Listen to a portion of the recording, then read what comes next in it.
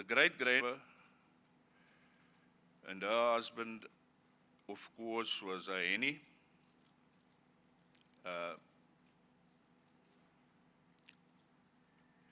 And these bloodlines were intersected by, amongst others, Jordans, Stones, and other families. That home in Daly Street in Ashbury was a house where grandparents, parents, and children grew up. And it's also there that I think BT got a culture and a background from. Basically, a blueprint. And I'd just like to tell a little story as an introduction to some other stuff I want to say about Beatrice. A physicist by the surname of Cox, I don't know if it was Brian Cox, mentioned that Einstein told a story of where he was about 6 or 7 years old. He received a compass from his dad. And this compass was his first introduction to what an idea was to be about, because on this compass there was a needle that constantly showed in one direction, in north, and he said this is what inspired him to investigate and discover things about nature. He said, if you look at nature long enough, you're going to find some beautiful, some powerful truths in there. And what does this have to do with Beatrice? I think she received a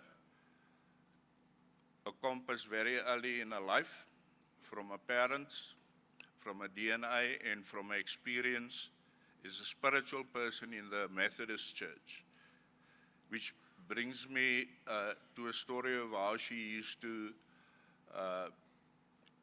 as we used to say, dodge bodyguards, to sometimes just go in the anonymity of a normal person and be in church services, attend the Methodist Church with the family without the encumbrance of a security guards. As far as school is concerned, well, BT and myself shared the same standard throughout our primary and secondary school, and sometimes in the same class. And Beatrice was consistently, and this would not come as a surprise to you guys, in the top echelons of the performance of every class which she was a part of, mostly number one. In matric, she was Heidedal, and this is also where she met a high school sweetheart, Paul Marshoff, whom she would later marry. You know, I saw Paul only once today. Where is he sitting here? You want? Ah. And that's where we know one another from. And from being high school sweethearts, they eventually got married and they had 3 children, as mentioned in the obituary, Malcolm, Candace, and Jared, and they became grandparents of their children. Now, directly after school, that's when BT went into training as a nurse, and this is where we start intersecting with the obituary. She worked as a professional nurse at Pelanomi Hospital. We know that she did a training there as well, and she completed a training in Coronationville after they got married. And they settled there, and she became a sister, scrub sister. But Beatrice's relationship with the health services and with their job, the job of being a nurse and caring for other people and seeing that they get the best, bookended many parts of her life. It was the time she worked in Bloemfontein. It's also the time that she worked up in Johannesburg at Morningside Clinic. And when she came back to Bloemfontein, one day after the passing of her brother-in-law, Claude Stone, she came and she's been here ever since. The following month, she started working at Mediclinic and alternately also at Netcare. I think Beatrice throughout her life ensured that the lamp of Florence Nightingale was kept burning.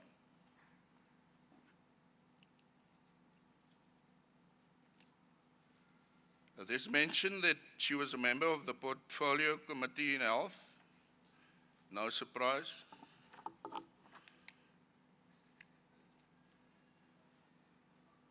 She was also a part of what gave birth to the anti-corruption strategy, which was adopted under her leadership, with the establishment of a centralized anti-corruption unit in the Department of the Premier. She was deliberate about strengthening cooperative governance. And I'm eventually going to get to the characteristics that really stood out for us as a family and myself as a person about BT was emphasized by a lot of the comments that was made on social media. One of them highlighted this anti-corruption strategy and the deliberate strengthening of corporate governance. And I don't want to dig old cars out of the, as they say in Afrikaans, nie ou koeie uit die sloot uitgrawe nie. But this became, I think, also one of the turning points, but to me highlighted the character of Beatrice. Is that the fact that she took to task a member of her own government for doing the right thing but going about it in the wrong way. She's made a distinction between Robin Hood and the Sheriff of Sherwood Forest, and that they cannot be the same person. Now, many have not made this distinction, and a lot have gone on making careers out of that mistake that they make. And I think that's probably the reason why we sometimes find ourselves in dire straits as a nation and a government. Amongst her positive attributes was that she was brilliant, according to the obituary, and we know that. She was dedicated, tenacious, protective, straightforward, reasonable, a great listener who was loving and caring. In my own personal notes, and from what came out on social media, was the coverage, bravery in decision-making, her loyalty, her integrity, her vivacious character, a love for a fellow man. Humility, willingness to help, and if you listen, you might also get coached. She was magnanimous of spirit, a woman with a big heart and a capacity for love. Now, I've mentioned about her integrity and the fact that she wouldn't budge from her principles. And you know, these characteristics that I just mentioned isn't something she just developed in government. She had this as a young child. She grew up with this. This was instilled in her by her parents, grandparents, and the family around her. And I think this takes us back to a compass that showed her true north and made her resolute in what she was to do. Beatrice was not perfect, as none of us are. but she tried to do her job as best she can while living out these characteristics and the blueprints that was in her DNA.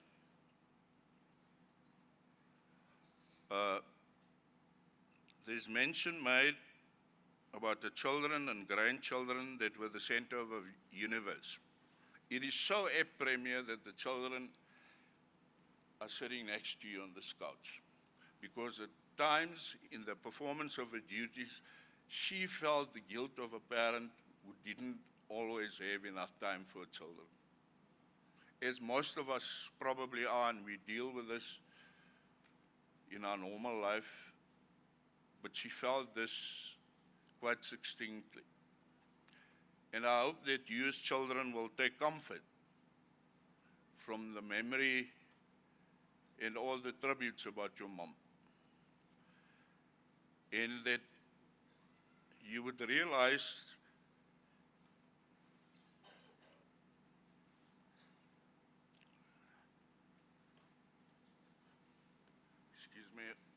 mouth is a bit dry, and that you would realize that you've been handed a compass. And that compass is your true north. And when you look at that long enough, you'll see all these characteristics attributed to your mom. And take solace out of that. Mag dit 'n troos vir julle wees. Soos Einstein gesê het, as jy lank genoeg daarna kyk, sal jy jou ma en haar persoonlikheid daarin sien. She's not with us in the physical anymore, but the physical is just part of it, as the bishop also told us much earlier. Somebody referred to death as the door in a garden wall. Your mom has gone on to a better place, and because of her spirituality and her upbringing in the Methodist Church and her family, and that blueprint and DNA that was bestowed on her when she received that compass from her parents, that DNA is now in you. You now have that true north. And if you're in dire straits and you have worries and you miss her and you feel alone, think about that. Look at that compass and find something deeper. See the powerful, not just in your mom, but the powerful in nature, because she has moved on to a better place. But remember, when you see that feather floating in, or you hear that voice calling your name, or that song playing, that she's still there with you. She, with the Almighty God, and that has taken her to a better place, but she's still there. Not just a memory. When you look at that compass, you'll be able to get your guidance, your true north, your solace, and your consolation.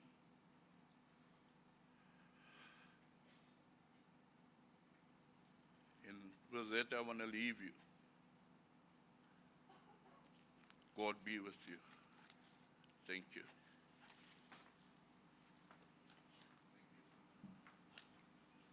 Kom ons verheerlik sy naam. Kom ons verheerlik sy naam. Die mense verander, maar Jesus nooit. Kom ons verheerlik sy, kom ons verheerlik, kom ons verheerlik sy naam. Kom ons verheerlik sy mense, die mense verander, maar Jesus nooit. Kom ons verheerlik sy naam. Thank you very much. Monga ditolotolo tsena to di lokisa mona di ya hodimo le tlase. they are not firm. We've tried our level best, but we don't know what to do more. So, Arabatli Suguri say the speakers here. So, the owner of this system, you must come and fix it here, it must be stable. I invite the tribute by the children. Thank you very much, Mr. Van der Merwe, for taking us through the memory lane. I invite the children to pay tribute, Jared and Alexis Jade.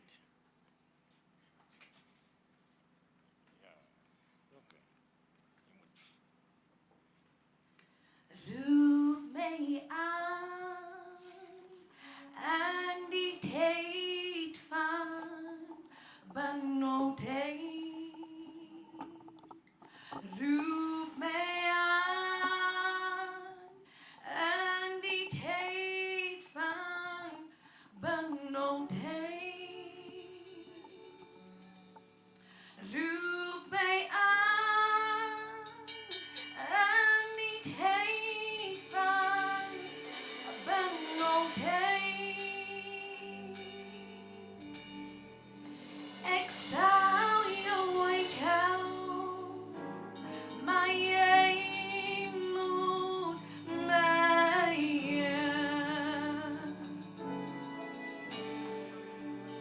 Roep mij aan en die tijd van benauwdheid. Roep mij aan en die tijd van benauwdheid.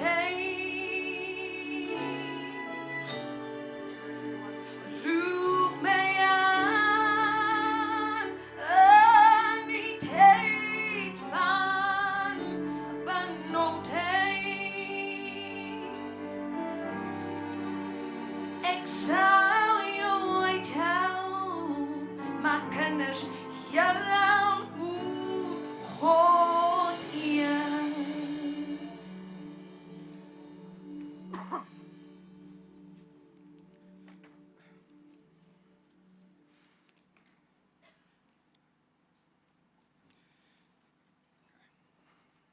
Although my heart is broken, I am content. Mommy, you were a mother to me, Malcolm, Candace, Cabo. You were a mother to Malik, to Jose, to Lexi, to Mishan, to Keen. You were a mother to my close friends, and you were also a mother to many others. You opened your home and your heart to all of your children. Mommy, you were also my best friend. Mommy, you were the most hardworking person I know. You were a woman with a gentle and a fierce spirit, a role model to me and so many others. You were a woman of integrity, great humility, and you showed respect to people from all walks of life. You stood unwavering for what is right. These are values that you instilled in me, and I will use them as a guide as I walk my own path. My mother was a wise woman. She was a great problem solver and made complicated situations seem simple. My mother had a good sense of humor. She was a great cook, and the food was one of the many ways that she showed you how much she cares. My mother was extremely supportive of all her children. She allowed us all to learn from our own mistakes, but also had a way of leading us to finding our own identities. She truly cared about others, and when she would ask how you are doing, she truly wanted to know. It was not just a rhetorical question. My mother did not say, "I love you" much, but she never had to. You could see it in her actions.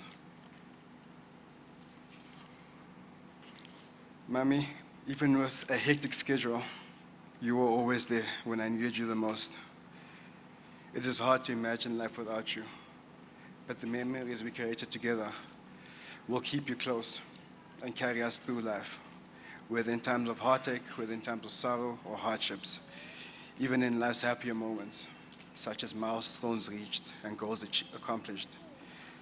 We will joyfully celebrate your memory, knowing you are watching us and you are by our side, as you were the side of life, never missing a single moment. Mommy, you were forced to be reckoned with, a powerful woman who served and always put others first. Even in your last few days, you made sure to spend time with us and you showered us with your love. And in your true selfless nature to protect us, you showed no signs of pain, you showed no fear. Mommy, you lived out your purpose and you held nothing back. You made your mark, and today we celebrate you. Rest in eternal peace. Mommy, I will never forget you.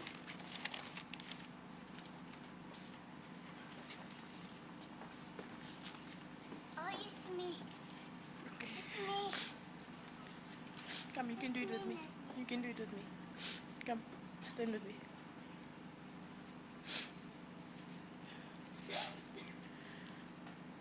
My grandma was a phenomenal woman. The impact that she had is something that I cannot comprehend.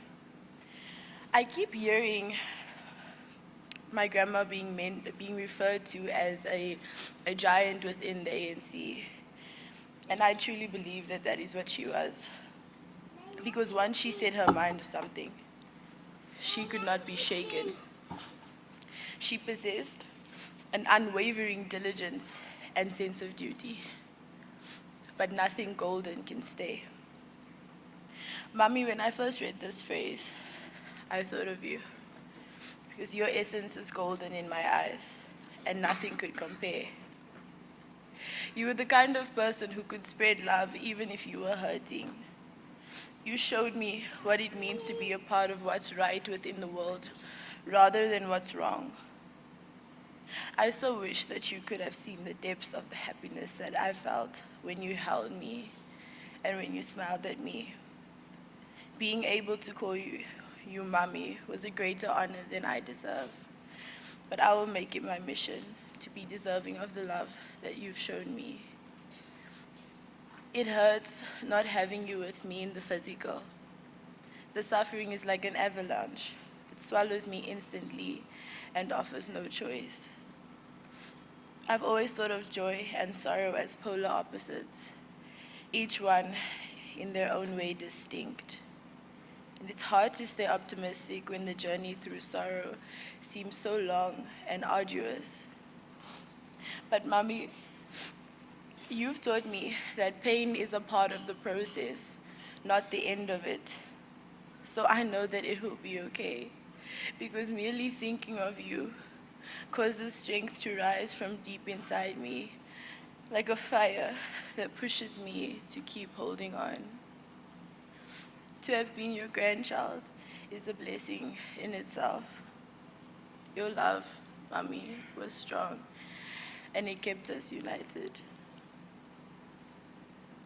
There will never be enough words to describe how much we will miss you, and I love you with all my heart.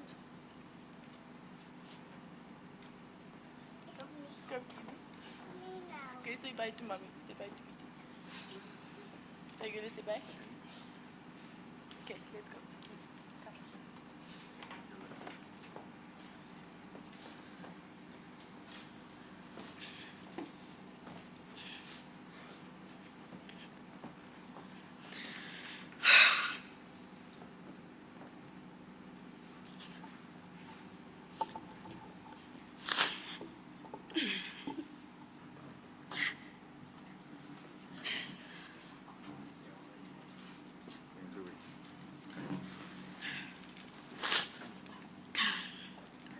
My grandmother was someone I always aspired to be like in life and respected, not only as a grandmother, but also the woman she was.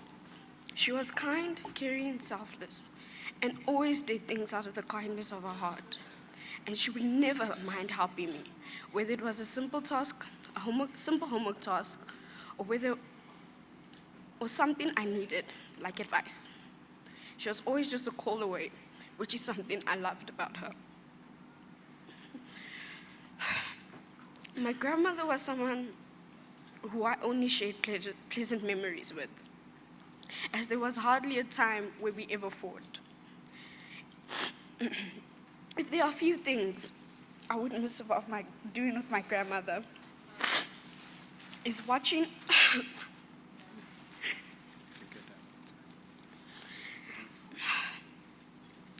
crime shows or court cases together, as that was our thing we did. Or me asking about the books she would read whenever I saw her, and which ones I would want to take once she was done. She was someone who would also listen to what you have to say, no matter how big or small it was you were talking about. She would ask, how are you, and what you were up to, whenever she called or saw you. Mommy, you will be missed dearly, and I'm glad to say that I'm your grandchild. And I can say goodbye to you with no regrets in my heart. May you rest in peace.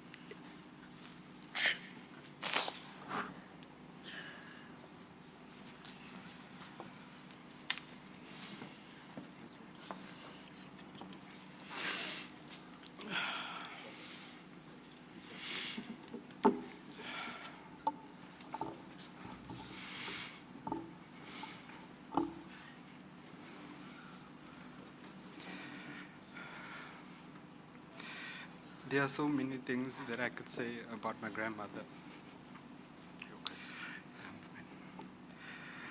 My grandmother, over the past week, has been accurately portrayed by many. The words that I've read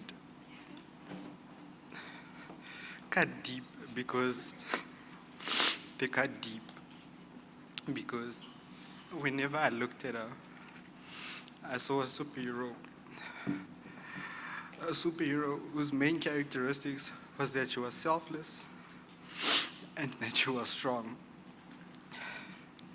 This is someone who I molded myself after, someone who I aspired to be like, a heavy influence in my life. And I don't know why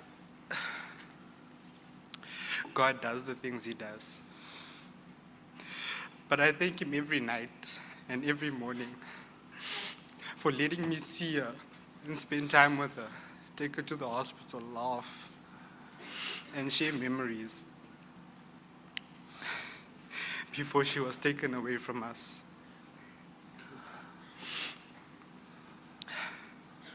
I love my grandmother, and I'm gonna miss her so much.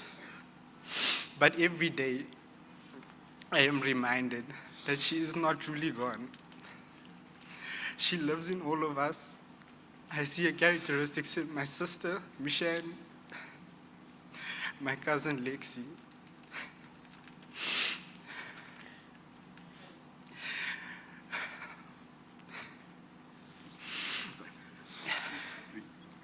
My father, my mother, and Candy.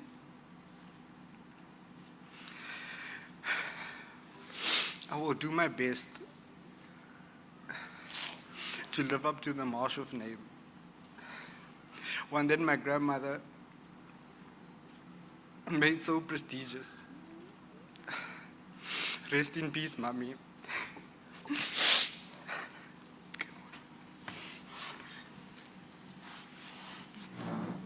God shall wipe away your tears.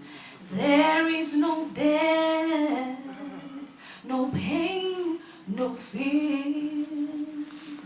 As they count, no time by years, for there is no night there.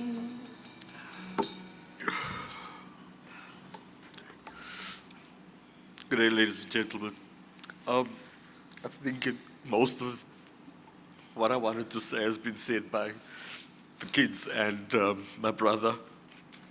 I'm just going to honor us again with something that, a verse that I'd like to read out of the Bible.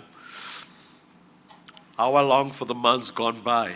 Sorry, I'm reading out of Job 29 from verse 2. How I long for the months gone by, for the days when God watched over me, when his lamp shone on my head, and by his light I walked through the darkness. Over the days when I was in my prime, when God's intimate friendship blessed my house, when the Almighty was still with me and my children were around me, when my path was drenched with cream and the rock poured out for me streams of olive oil. This is the word of the Lord. I just want, my mother was, everybody says, like she's this person that was very strict and a stickler for the rules, but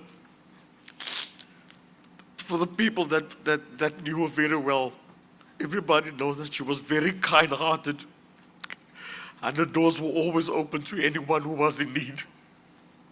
And that is the values that she instilled in us as her kids and her grandchildren as well. And even though we are sad at this time, I can say with the utmost confidence that I know that all of us are at peace, and she is at peace where she is, knowing that her race has been run, and she fought the good fight through everything. And oh God. Amabiza bokunoa imanawa watimbu nieva obenado wamabiza bokunoa wamate imanawa watimbuna ieva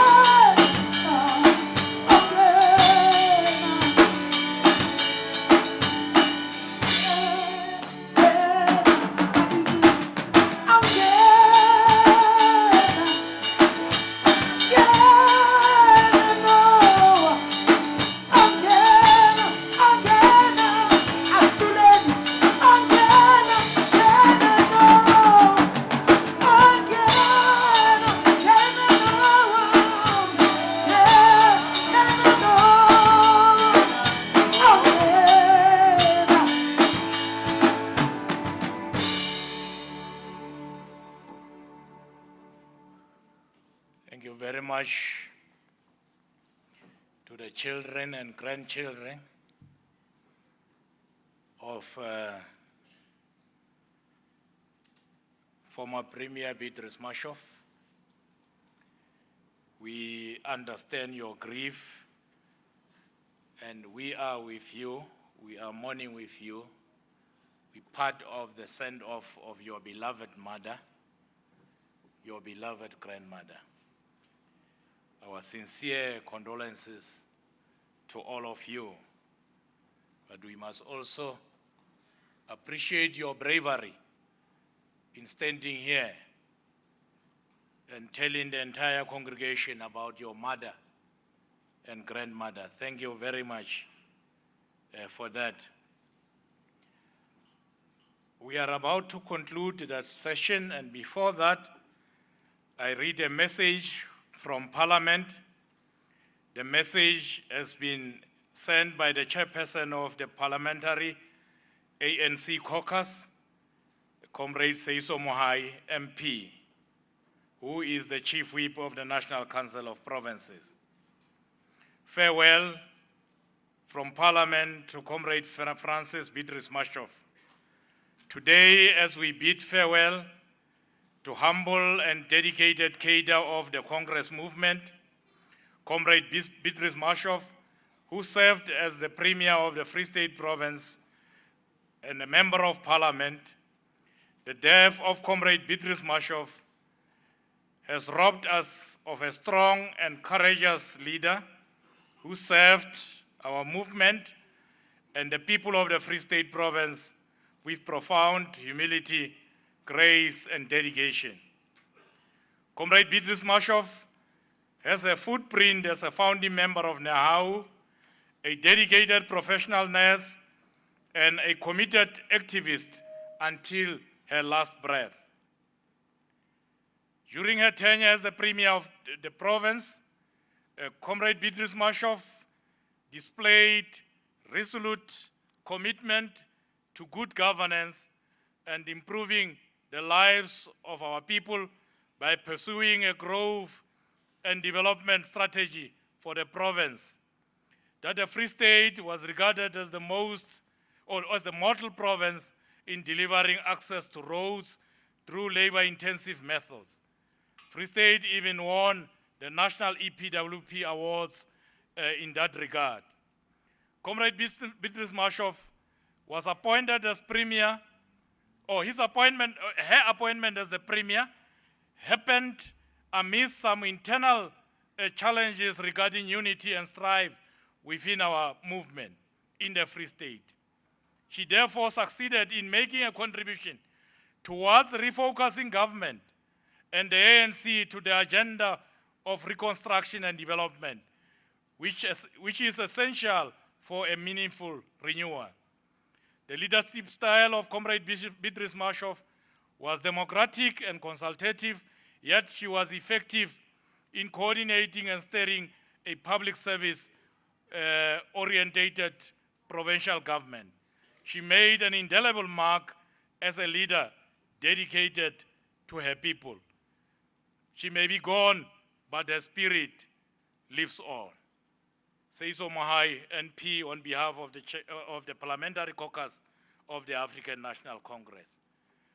Let's see the video montage of the lives and times of Beatrice Marshoff. Communication, are you ready?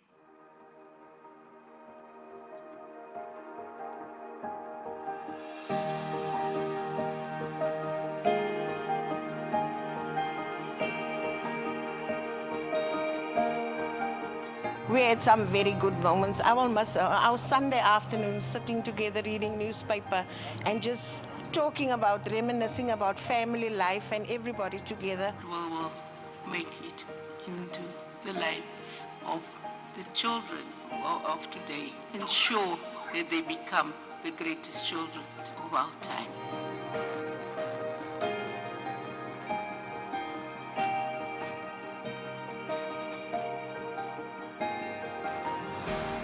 She was just everything to me. She's literally the source of my inspiration, the way I molded myself, chose my character. Candice, Jared, your mother loved you. You were the center of her universe. I want to leave you with this message that says that God will not put you in the path and on the path if He knows that you cannot bear it. If He knows that you cannot live with it. And the reason why God puts us on a different path every day is that because He has given us a Savior to help us through it all.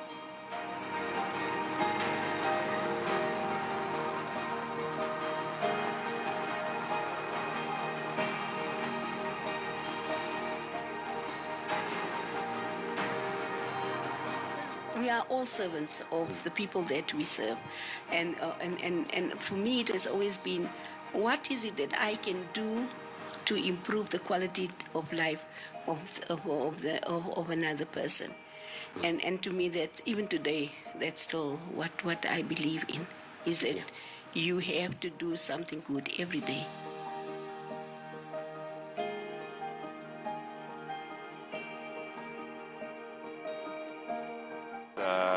one thing that, that I remember about her was the conviction to stand by what she believed in.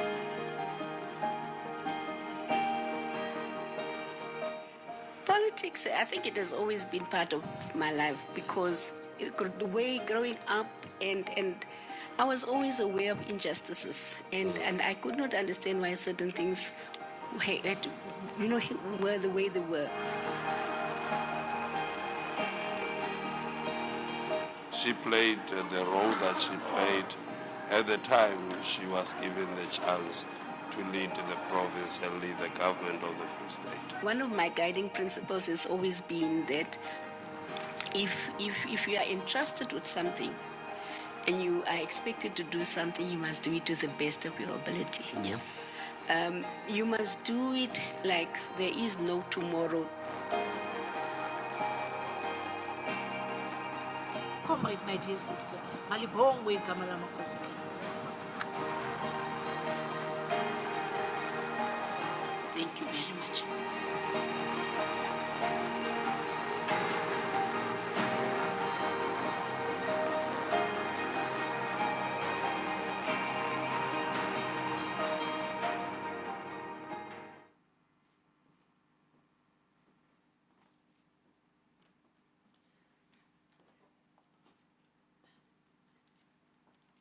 Spelela, short to be, spelela, ay, spelela, ay, spelela, ay, spelela, short to be, spelela, ay, spelela, ay, spelela, ay, spelela, short to be, spelela, ay, spelela, ay, spelela.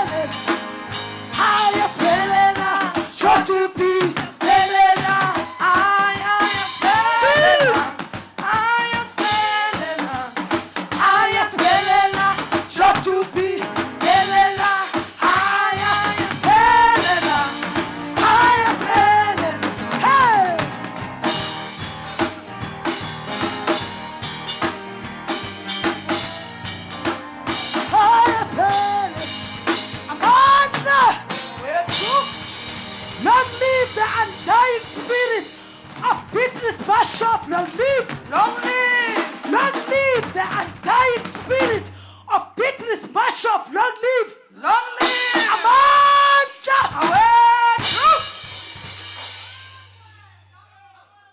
Malibongwe, Malibongwe, wathinta imbokodo, wathinta abafazi, wathinta ubukho, basop.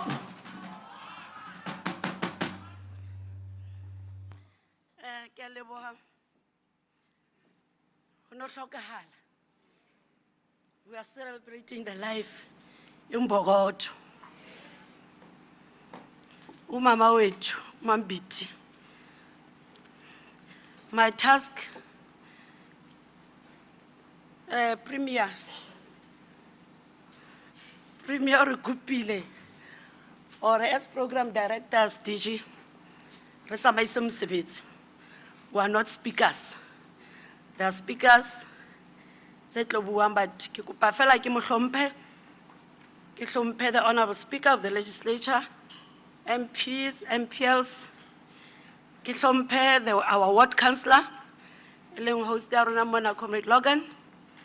Ke hlomphe the leadership of the African National Congress, the ANC, the Women's League,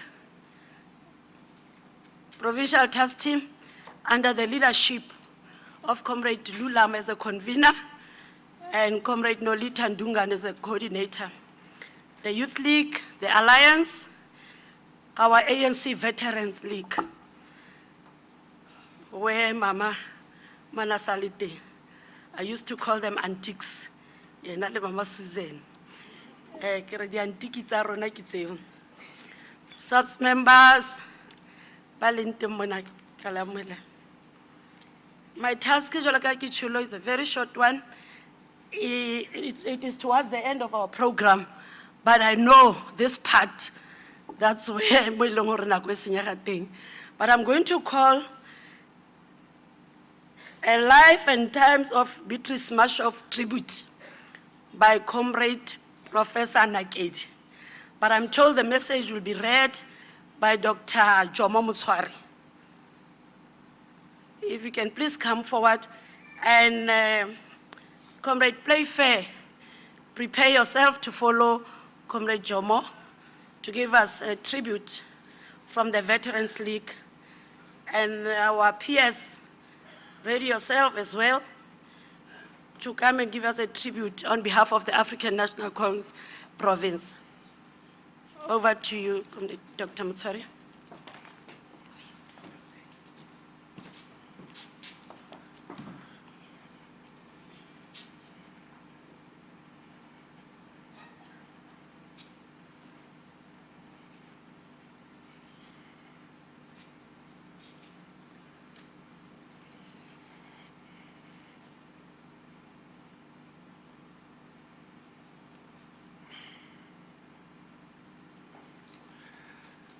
Thank you, program directors, the Honorable Premier, Honorable MECs that are here, Honorable Deputy Minister, Provincial Secretary of the ANC, Comrade Dihelele,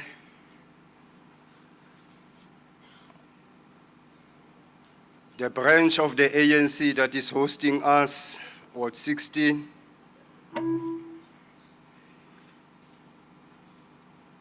all protocol observed.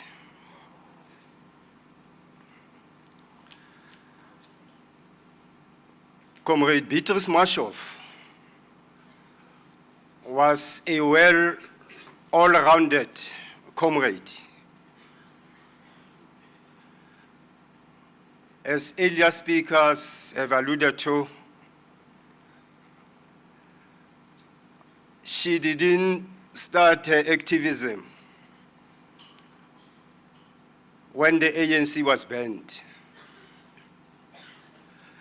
She actually started her political footprints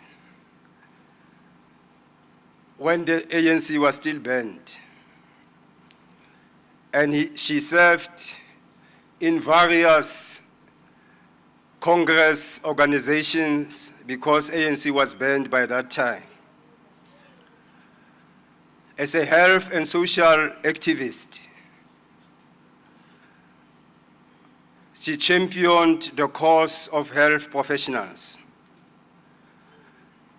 And she was then the chairperson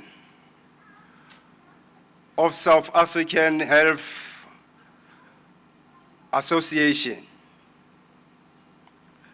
which was mainly representing the inland, that is the Free State and Gauteng. At the coastal regions were KZN and Cape Province. Okay, Natal by that time, and Cape Province. And these two health organizations were then amalgamated into South African Health Workers Congress, which she continued led as the chairperson. You could see program director that Comrade Beatrice Marshoff has many talents of leading selflessly and jealously, driving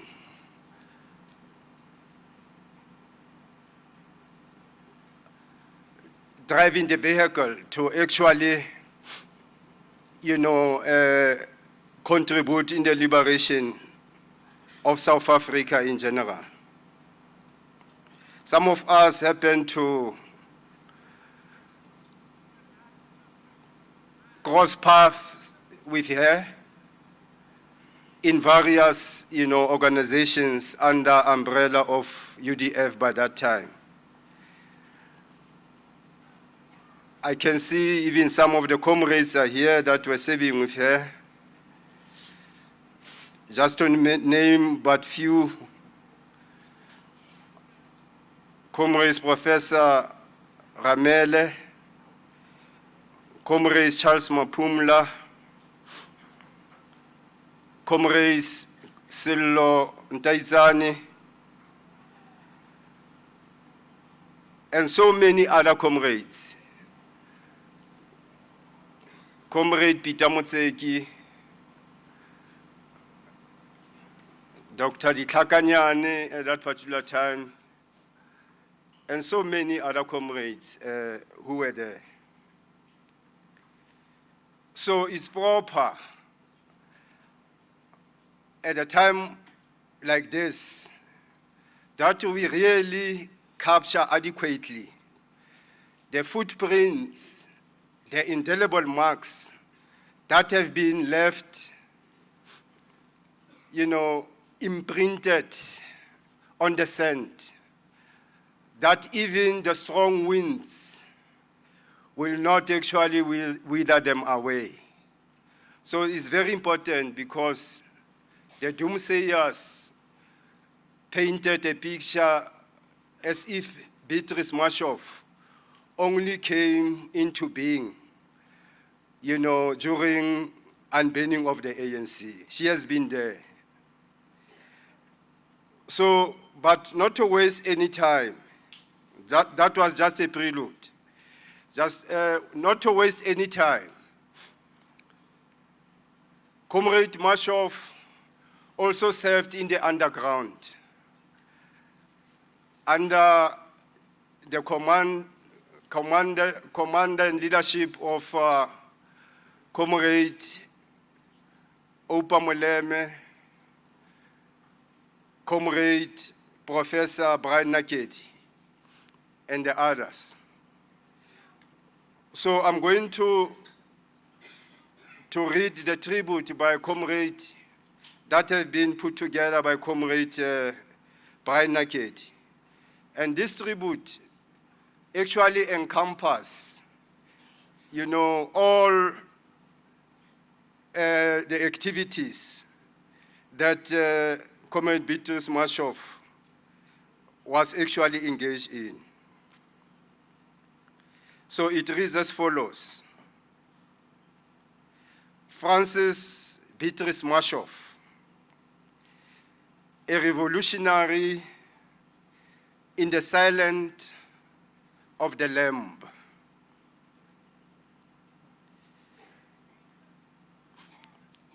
Trees are falling down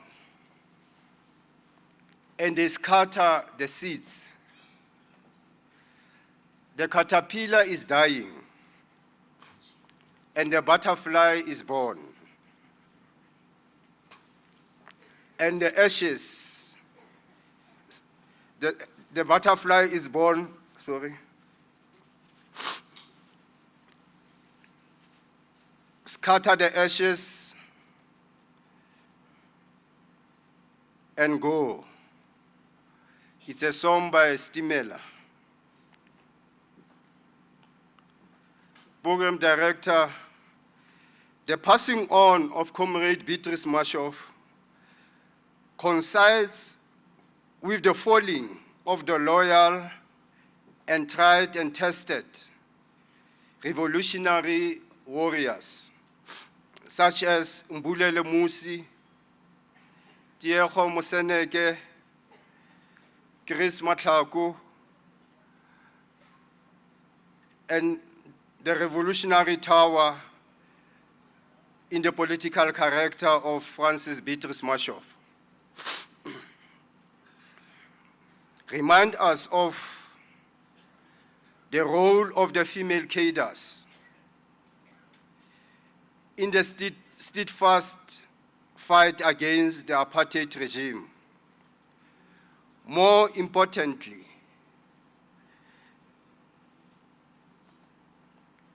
rekindles our memories to our painful, resilient history of struggle that defined and shaped the cause of liberating the masses from the yoke of fascists and treacherous apartheid. Through a progressive and inclusive, non-racial, non-sexist approach that is better understood through the eye of the Freedom Charter. The struggles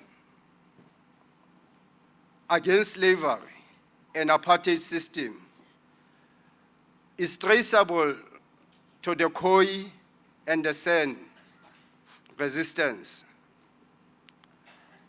to the invading Portuguese in the shores of South Africa, South African land in the 15th century.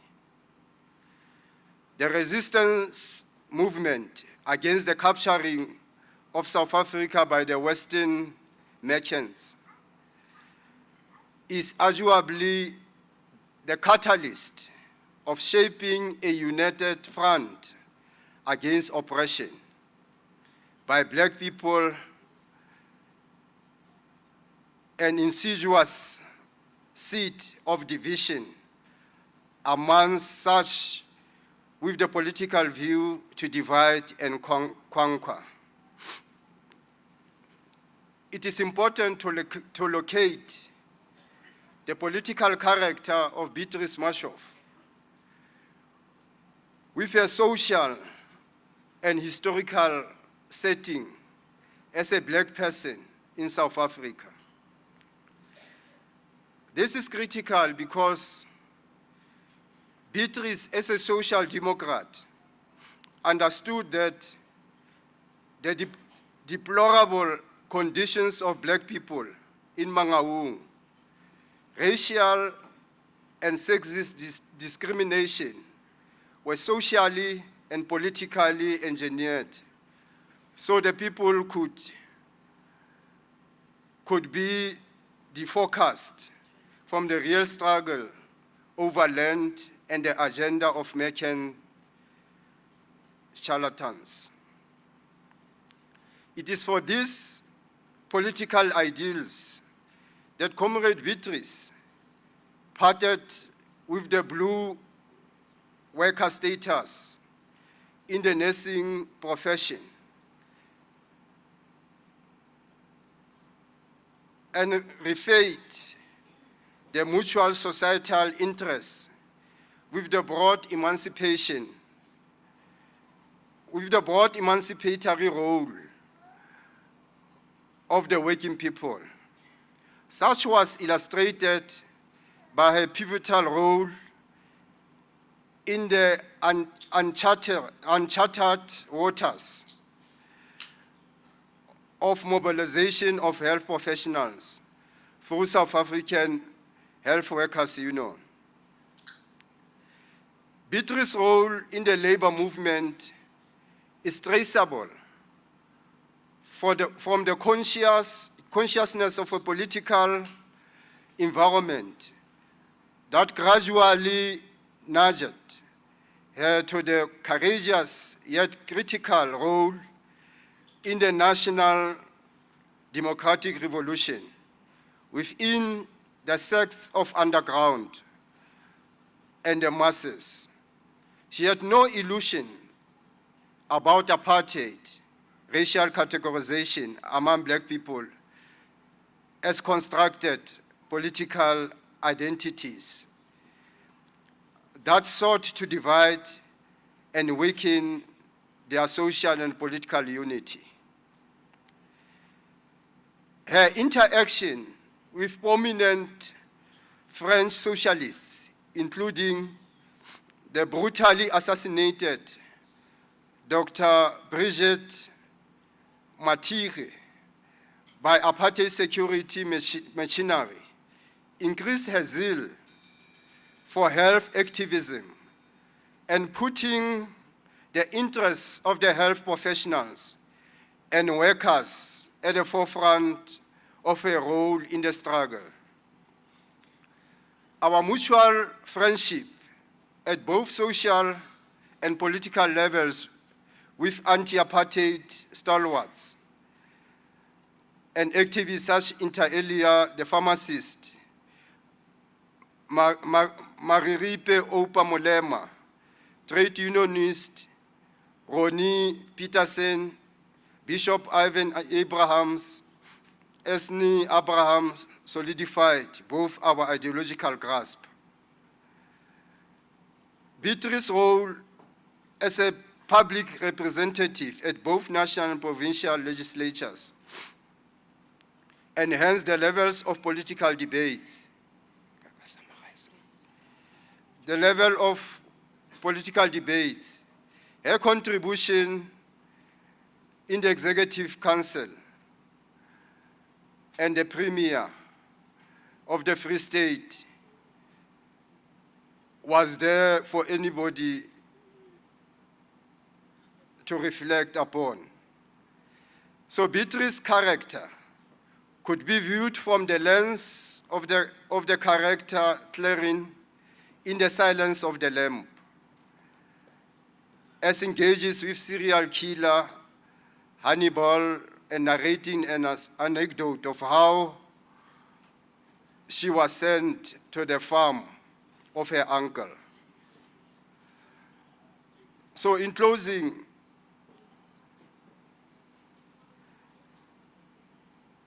the political take of Comrade Beatrice is a testimony of many lives in Heidedal, in the Heidedal community in Mangaung, and their heroic involvement in the National Democratic Revolution, just as it represents a symbol of unity of the liberation movement in the fight against apartheid and non-racialism, non-sexist struggle for constitutional democracy. We pay homage to Beatrice Marshoff, the third woman who had the executive political authority, premier in the Free State, to bestow as a legendary educational, social, and political legacy. Those heroes are Ivy Matsepe Kasaburi, Winky Direko, and Beatrice Marshoff. That the struggles of women as the real leaders of our people will continue to shine. And we should actually acknowledge that our women are playing a very paramount role in the struggles for a democratic, united democratic South Africa. So we take this opportunity to thank the Marshoff family for giving us this heroine that is lying here. Comrade Beatrice, you have walked the path that was voluptuous, the path that needed women, the path that needed men. Beatrice wayakhona emzabalazweni. Beatrice wayakhona emzabalazweni. Emzabalazweni. Emzabalazweni. Emzabalazweni. Emzabalazweni. Kulay, kulay. Beatrice wayakhona emzabalazweni. Beatrice wayakhona emzabalazweni. Luzwa. Emzabalazweni. Emzabalazweni. Emzabalazweni. Emzabalazweni. Thank you, Stoko. We'll call upon Comrade Playfair Murule to give us a tribute from the ANC Veterans League. Thank you. Viva ANC, viva! Viva ANC, viva! Long live the revolutionary spirit of Comrade Beatrice, long live!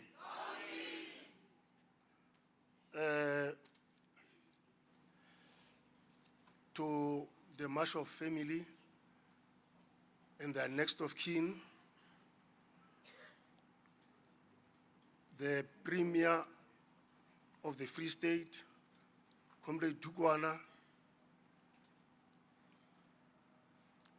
the Provincial Secretary who's representing the ANC here today, Comrade Dihelele, the Speaker, MECs, the Deputy Minister, the leadership of the Alliance, and the representatives of all political parties here present today, commissioned and non-commissioned officers of the South African Police Services, all protocol observed. Comrades, it is with great humility, but on behalf of the ANC Veterans League, to pay homage and dip our revolutionary banner in bidding farewell to one of our Veterans League leaders, Comrade Beatrice Marshoff, the outstanding revolutionary, one of the tallest daughters of the soil, a truly selfless and loyal servant leader of our people in their struggle for national liberation and social emancipation. Indeed, one of those rare individuals who belong to the galaxy of stars who are prepared to pay the supreme sacrifice to lay down their lives in the service of our people. Needless to say, Comrade Beatrice's sudden passing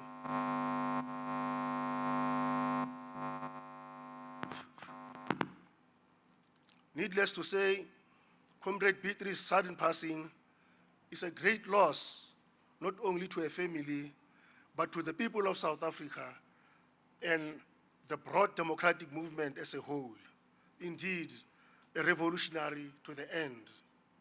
Comrades and friends and colleagues, the Constitution of the ANC Veterans League states as follows, and I quote, "Membership of the Veterans League shall be open to all ANC members 60 years of age or older who have served the ANC and the movement for an unbroken period of 40 years, close quotes. Comrade Beatrice fitted the criteria and was nominated to serve as the provincial fundraiser of the Veterans League. Comrade Beatrice was also assigned by the PTT, the Provincial Task Team of the Veterans League, as a deployee to the Harib region to assist the region with the launching of branches in preparation for the Free State Veterans League Provincial Conference that is earmarked to be held in May of this year. A task that she executed with total commitment and diligence. Comrades, there's a saying that lesho legolo ke ditshego. Loosely translated, it means that even in dark moments, we always find space for humor. Comrade Beatrice had this to share when she was reminiscing during her youthful days involvement in the struggle. That she participated in one of the activities in 1981, the anti-Republican activities, because the ANC had declared the defiance of the celebration of 30 years of the racist apartheid republic through mass activities and armed activities as well. Now, they were a group of demonstrators.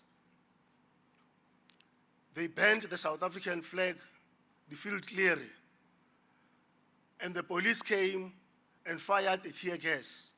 Now, what used to happen was, to deal with the tear gas, was to use water to wash it off, only to realize that in this case, the police had procured a different brand of tear gas, which when washed with water, the effects get worse, you know? So it burned them. She never forgot that experience. Comrades, throughout her long and illustrious history of activism, CISB served our movement in various areas of deployment as a member of the National Assembly, the MEC of Social Development, and as Premier of the Free State Provincial Government. She earned a reputation as a frugal leader who led an honest, corrupt-free, austere life, totally devoid of ostentatiousness. The newly elected Provincial Executive Committee had deployed her to serve in the Provincial Disciplinary Committee, a very strategic deployment given the challenges the ANC is dealing with in the province. The NEC of the ANC declared 2023 as the year of decisive action to advance the people's interests and review and renew our movement, close quotes. Comrade Vladimir Lenin once said, and I quote, that the revolution that cannot defend itself is not worth being carried out. And he further went to say, and I quote as well, that revolutionary discipline is just like military discipline. Comrades, Comrade Beatrice Marshoff's legacy,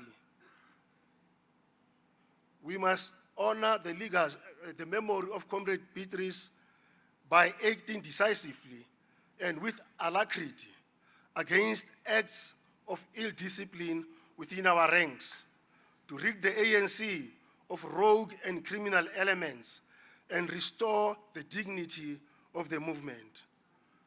Comrades and friends and colleagues, owing to its mass character, the ANC has always been and still remains a contested terrain to this moment. Throughout its history, the ANC has managed the contradictions within the movement, so they remain non-antagonistic, away from being antagonistic. The contradictions within the ANC have always been ideological. The moment these contradictions become permanently antagonistic, these have resulted in the expulsion or breakaway by rogue elements. The Free State has become the prototype of antagonistic contradictions, within the organization that are not ideological, but are founded on the sole agenda to destroy the ANC from within.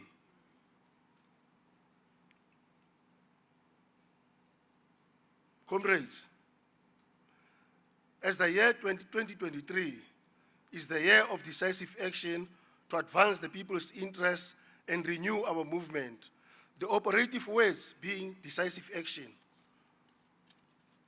CISB never confused humility with timidity. She was humble, yes, but was never timid. Failure to take decisive action against anarchy within our ranks shall render the sacrifices of Comrade B and many others futile. Program directors, as I'm concluding, allow me to address the national question and our challenges in this regard. The Freedom Charter, the main basic policy document, in its preamble, opens with a punchliner. And I quote, "We, the people of South Africa, declare for all our country and the world to know that South Africa belongs to all who live in it, black and white, and that no government can justly claim authority unless it is based on the will of the people." Comrades, this is the essence of the ANC. By adopting the Freedom Charter in 1956, a year later, after its adoption at the Congress of the People, the ANC clearly defined its nationalism as revolutionary nationalism, broad nationalism, or inclusive nationalism. Comrades, thus the struggle against the racist, brutal, and monstrous apartheid colonialism was non-racial in character. That became even more prominent in the fighting 80s, as all races united against a common enemy to achieve a united, non-racial, non-sexist, democratic, and prosperous South Africa, enduring death, torture, imprisonment, and exile. And those mass struggles hastened the demise of the apartheid regime.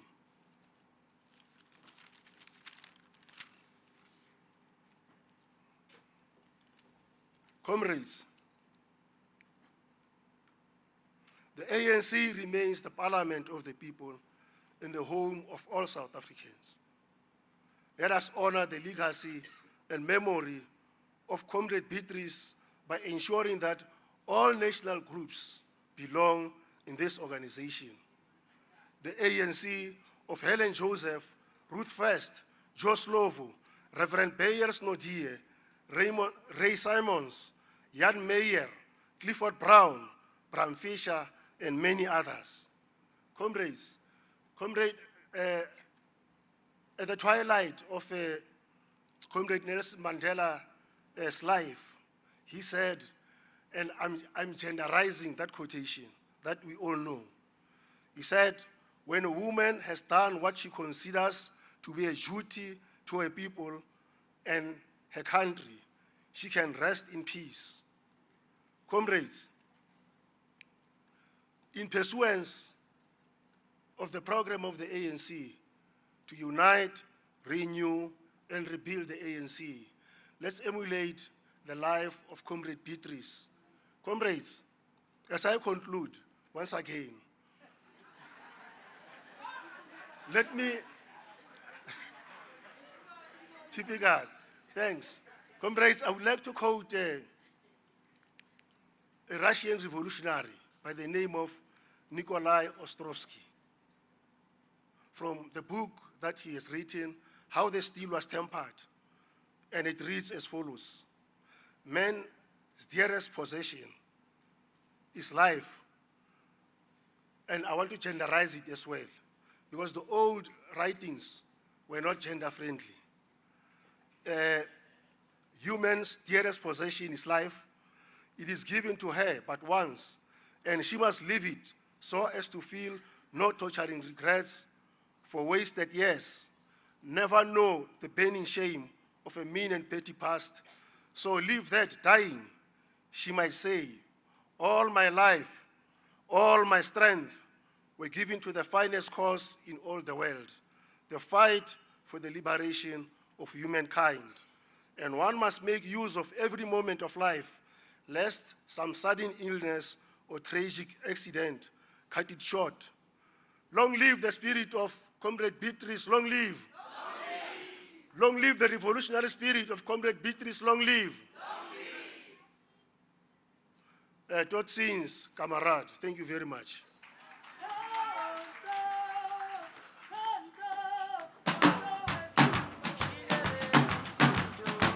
Oh no, Hondo wesizwe. Sibona bafana, abana, amagerina. Sibona bafana, abana, amagerina. Hondo wesizwe.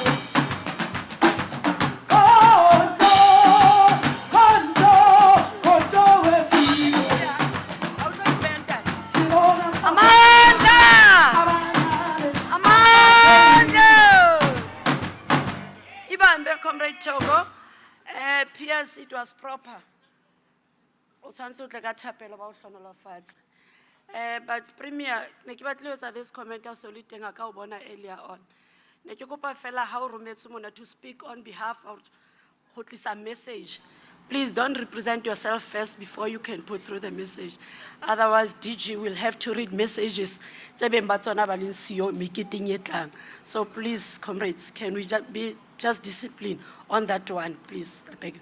I hand over now to Comrade, our Provincial Secretary of the African National Congress in the province, Comrade Puledi Sodi Welele Dihelele Motshwening. Yena Comrade la reng ha kena boetapele. Bala ba hopola bo Comrade Beatrice hore come back to where you belong. The Kaiser Sebutelo office is your home. Masiba qhwabeleni kuleyo. Thank you. Mandla, awethu, program directors, our regional, our religious leaders, the relatives and friends of our late Comrade Beatrice, the Premier of the Free State, Comrade Dukwana, and his members of the Executive Council, the Speaker of the Free State Legislature, the former Premier, Meman Doubell, I've seen her here,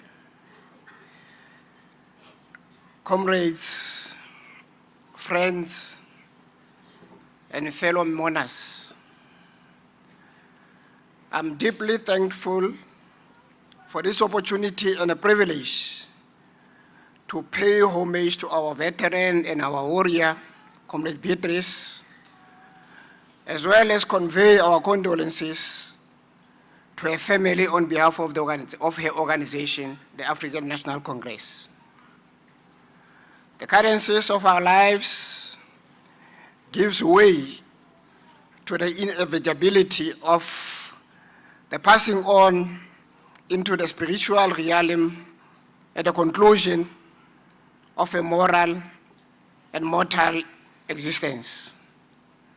Today we mourn one of such transition of a mother, a sister, an aunt, a carer, and a dear friend. At this moment of our grief, where it is collectively woven into the mourning of the loss of other two comrades who are attending a public hearing from Tweespruit and Lady Brent, as well as this of Comrade Beatrice, respectively. And such simultaneity is perhaps a reminder of the inextricably interconnectedness of the contribution made to realize the South Africa's present. In the patronage of the struggle, Comrade Marshoff, a carer of our struggle, is given over to the domain of the memory, and therefore we obligate to take custody of her legacy.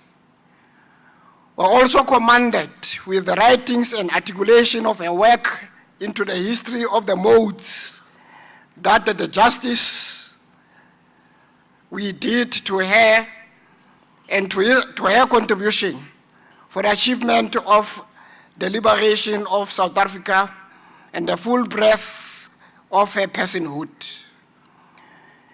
It was with real shock and profound sorrow that we came to learn about the passing on of Comrade Beatrice, who was an outstanding patriot, a giant in all respects. And normally when we convocate to bid farewell to our heroes and heroines, we comfort ourselves with a statement that says, I quote, "We meet not to mourn the departed, but rather usually we say, we meet to celebrate their lives that are full of the meaning and the immeasurable weight." As we convocate here today, one lacks the courage to spend the comfort conveyed by the dictates of the world as a result of that. Let me declare that I'm not gifted with the boldness of the spirit that would enable me rather, to say anything other than what is said and what has been said by others who were here, who might have been wiser than I am. Comrade Beatrice has given her entire life to the most sacred and most sublime of all human causes, and that being of the liberation of humankind. She has given more than 4 decades of her life to the struggle for freedom and the reconstruction of our country. She has dedicated the energy to build a better South Africa, and in particular, a better Free State. What more can we ask of this heroine who's lying in her house of wood, still without a voice, than the sacrifice so that life and the world can be better? She was just such a powerful and a useful instrument of the revolution that even the funeral undertaker is so sorry today that she has passed on, as one of philosophers, Mark Twain, would have wished. She lived such an adequate, fulfilling, and purposeful life that some amongst us have been the beneficiaries thereof. And let me remind all of us that Comrade Beatrice's lives, which ended this month of April. By the way, as I'm saying, I want to remind all of us and say, this month is a month of heroes and heroines. I'm saying this because this month is the month in which Solomon Mahlangu was hanged, Chris Hani was assassinated, Oliver Tambo passed on, Mama Winnie Madikizela Mandela passed on, and by the way, Dr. Martin Luther King was assassinated in April. She's a huge loss to our country and our province alike, at a time when we needed her contribution as ever before for the execution and the realization of a project that was crafted since 2017 and was further amplified at the 55th National Conference of our glorious movement, the African National Congress. A project of renewal of the ANC which was characterized as urgent priority for its survival. I think we, who are her comrades, must take to heart that we needed her wisdom and counsel more than ever before, at this time when a movement is facing its existential crisis. We are also here to speak about what Comrade Marshoff did in the course of the struggle to defeat apartheid regime, here at home particularly. We can only appreciate the full meaning of beauty of life when this is examined in the context of how one has come to his or her final end, which is the fundamental question that therefore I would be posing to all of us. But how we lived our lives, that is the life of purpose and the cause to serve while we're still alive. And Dr. Martin Luther King responded to this question that with an aversion, it is the quality, not the longevity of life that is important. As we come to celebrate the revolutionary life of Comrade Beatrice, we make no omission that there were challenges and very much currently are still existing. She became the premier during the tumultuous time in the province. It was time after various interventions in the province by the national leadership of the ANC. The political impasse found expression in her term as the premier, and therefore, at the receiving end of her journey as a premier, there were some political stalemates, but as a revolutionary, she also made her views known about the challenges she was confronted with as the leader in the province at the time. In the light of the context that I've articulated, it is important to understand that the current leadership of the ANC fully appreciates the Free State journey and has committed to veer away from any tendencies that manage differences in the movement as a war of enemies. Comrade Beatrice lives at the beginning of a journey that requires advanced maturity steeped in the revolutionary culture of the ANC. We would like the family of Comrade Beatrice to receive our sincere condolences and believe us when we exhort that we are equally affected by this great loss. They must believe us when we say that this PC will work hard to rebut any tendency to condemn the contribution and the role that Comrade Beatrice played, both as a freedom fighter as well as a prolific agent of social change. In her honor, we commit to summon every unit of our strength to unite this province. This convocation is definitely aware that our country is faced with many problems. Problems relating to a high level of poverty, corruption, and a degree of lawlessness. They are accusing fingers pointing at Comrade Bishop's organization, the ANC.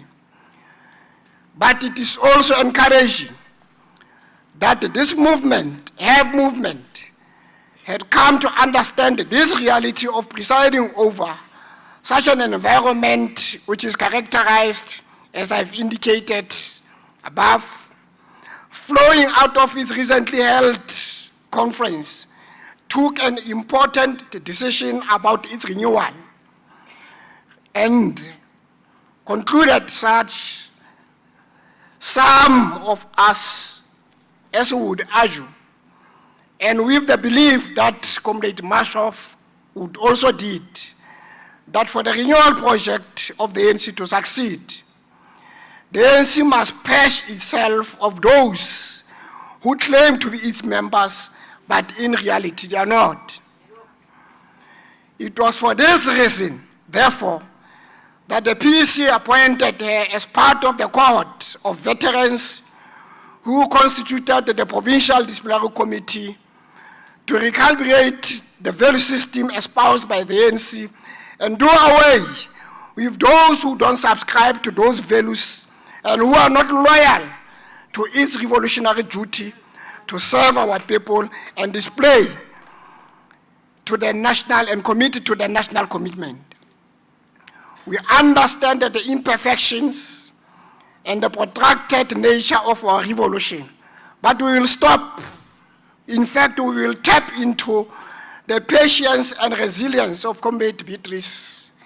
We wanted to state bold and confer that, Comrade Beatrice, your departure has created a breach in our forward line, which will be difficult to close. Comrade Beatrice's stewardship is marked by a true delivery that she espoused while she was part of the provincial government of the state and at the helm of that leadership. The province was known to deliver well above 10,000 units of houses per month, per year, a title that she carries even today. Post her tenure, we experienced serious reversals in this regard. Those of our deployees in government today are called upon in memory of Comrade Marshoff to emulate her exemplary conduct as a committed civil servant, to serve her people with honor, with humility and distinction, while a member of parliament, while she was a premier, and recently as a nursing sister. Comrade Beatrice, you volunteered to travel the pernicious journey of national democratic revolution. That revolutionary journey had its objectives still to be fulfilled, and those are of putting an end to poverty, ignorance, greed, social deprivation, corruption, and social dominance. A guarantee from us who are your comrades is that that course you were pursuing will be carried forward with the unflinching dedication never seen before. You may be physically gone, but your revolutionary ideas and ideals shall live with us because they were shaped and sharpened by your experiences of human misery and degradation. You rose above your personal interests and became an embodiment and personification of hope and resilience to those you led while you are still alive. As I conclude, let me once more borrow from one of our esteemed philosophers, Benjamin Israel, like I did in one of the funerals of a freedom fighter, when I said in quotes, the legacy of a hero is the memory of a great name and an inheritance of a great example. Comrade Beatrice, it was right that you stayed with us till this far, and we want to thank you for enriching us with your exemplary leadership. Your name will be recorded in the scrolls of history and shall never be forgotten, for you have exhibited the character of being a political flower that has always brightened the wedding venue and acted like a violin of an orchestra that always entertained the patrons. On behalf of the ANC, we convey our deepest condolences to the family, and we say be comforted and take solace to them from the mighty God. Your loss is our loss. Your pain is our pain. For the well in Bogoto. Amandla.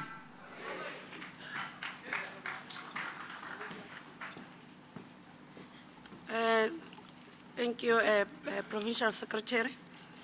Are emisa tuna kholo tato dukwana tlo fana ka eulogy ne ke kopa fela re mo emise ka verse e reng fela e tswa mane Matthew 11 verse 28 to 30 ha itsetsa lapa ire come to me all you who are weary and burdened and I will give you rest. Take my yoke upon you and learn from me, For I am gentle and humble in heart, and you will find rest for your souls.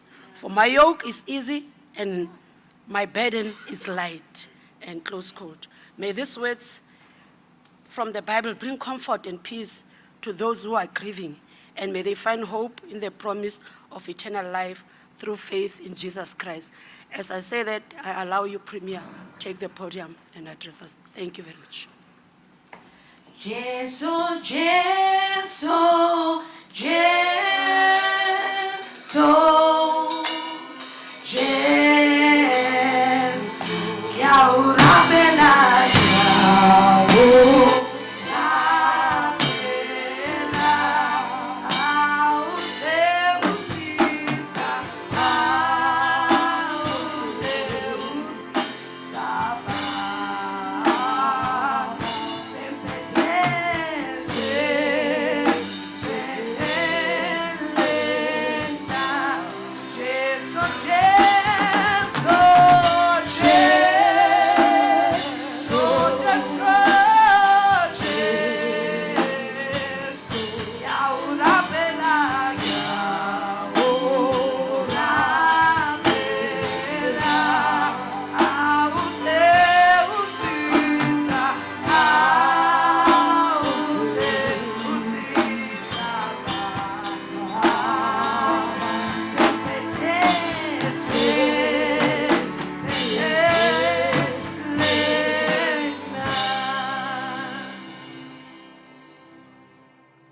Program directors, friends and family of the Marshoff family, fellow members of the Executive Council, the Speaker of the Free State Legislature, the Deputy Minister here today,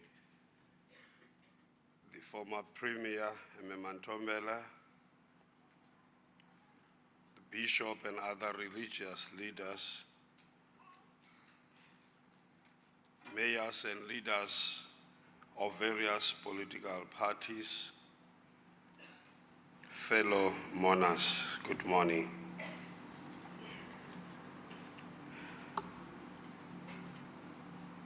A great soul serves everyone all the time. A great soul never dies. It brings us together again and again. These are borrowed words from Maya Angelou.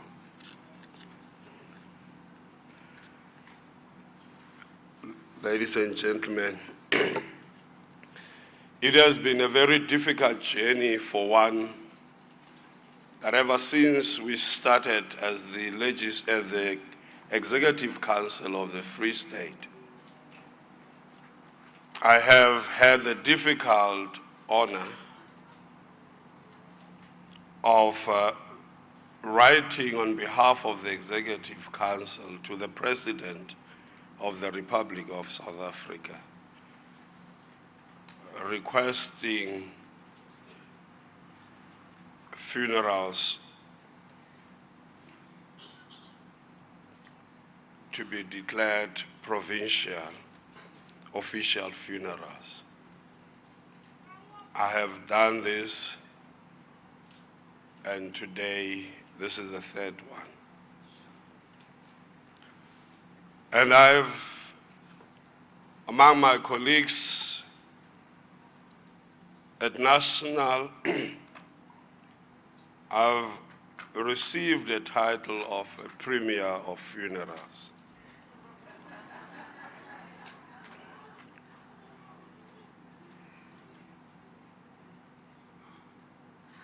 It has been a very difficult journey. And I ask myself, when will this end? As if this is not enough, the Free State has been on the news, sometimes of its own making, at times unfortunate incidents like the Thabo Bester issue. But because it happens in one of the facilities in Mangaung, the Free State is drawn into all this. But what also is very difficult is to know that the body that also was banned was from this province, from this area.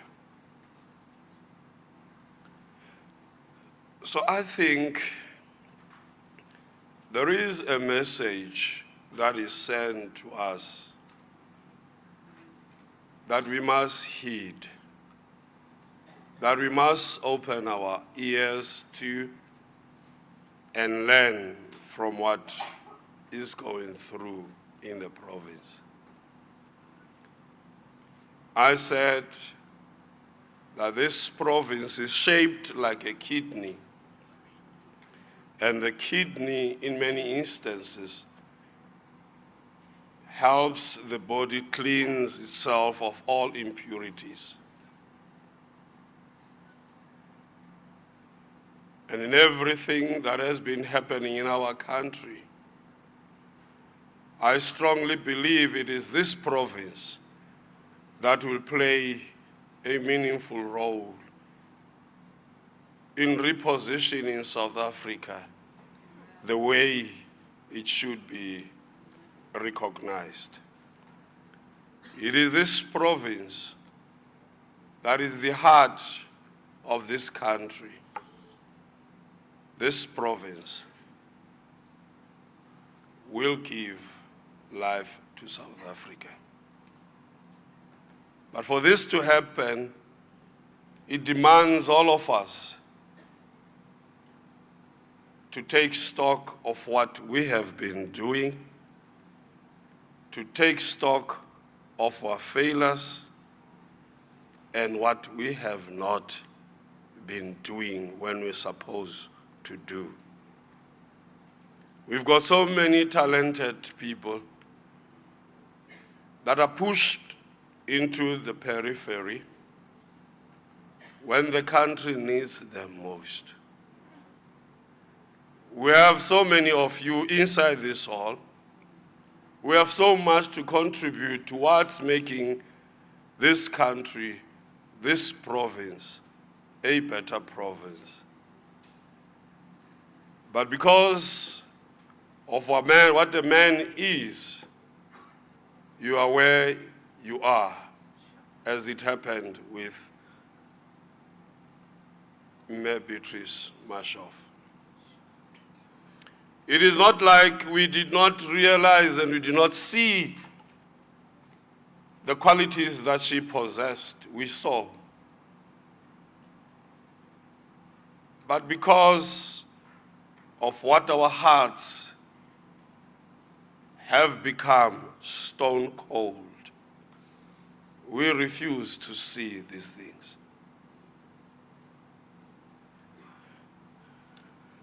And I hope that as we are here today, we will begin a journey, a new journey, of looking inside our hearts. That we are no longer going to come to funerals of great people that we ignored when they were still alive.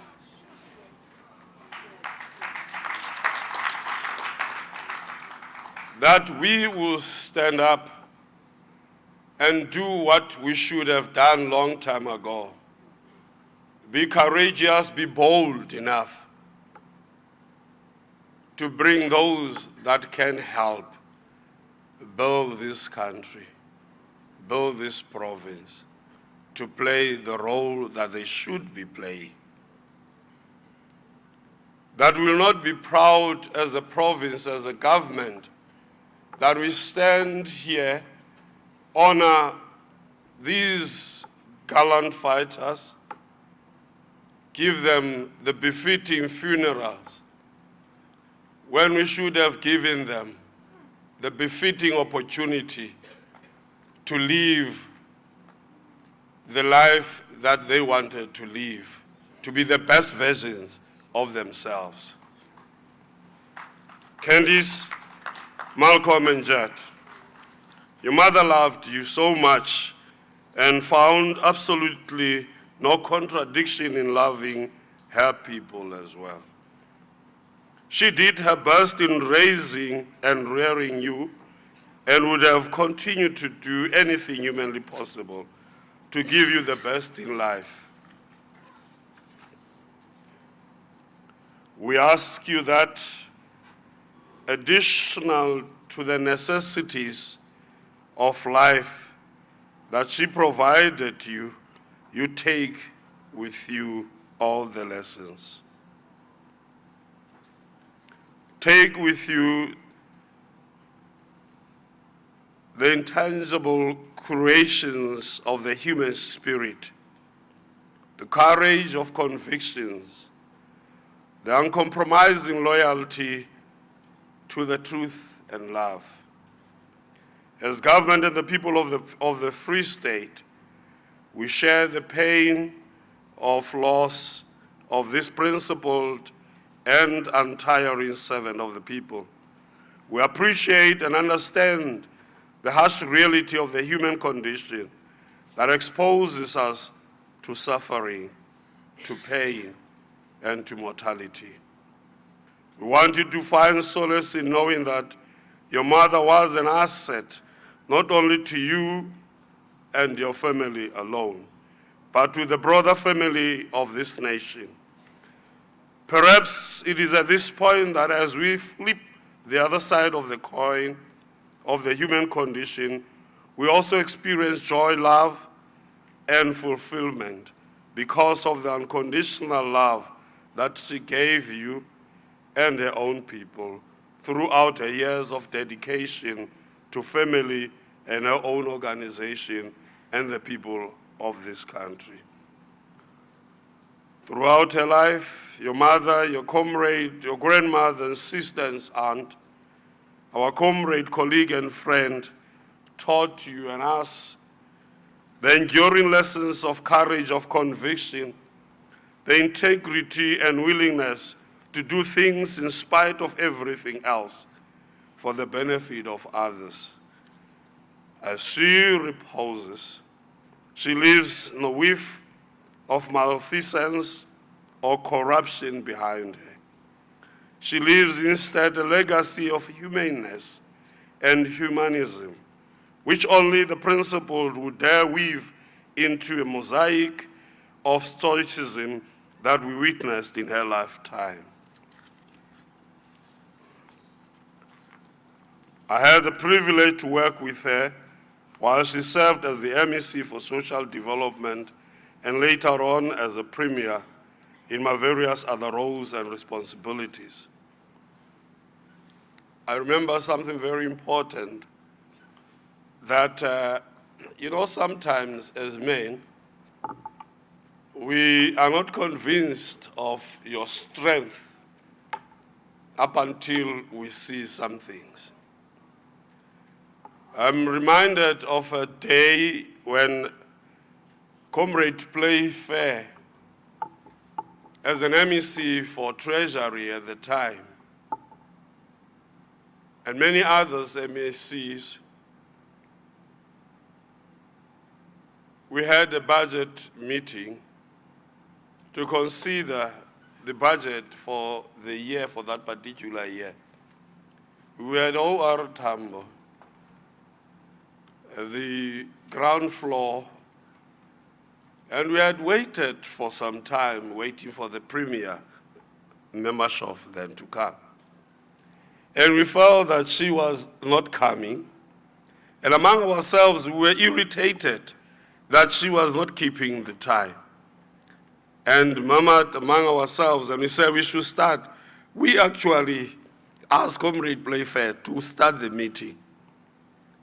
And we were brave.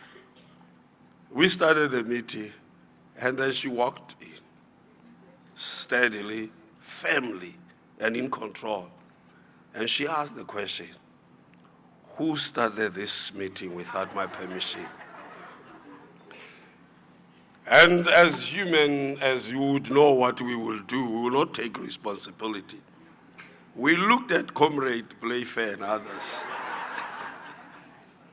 And she repeated, she asked firmly and strongly, who started this meeting? And all of us were looking this side and this side.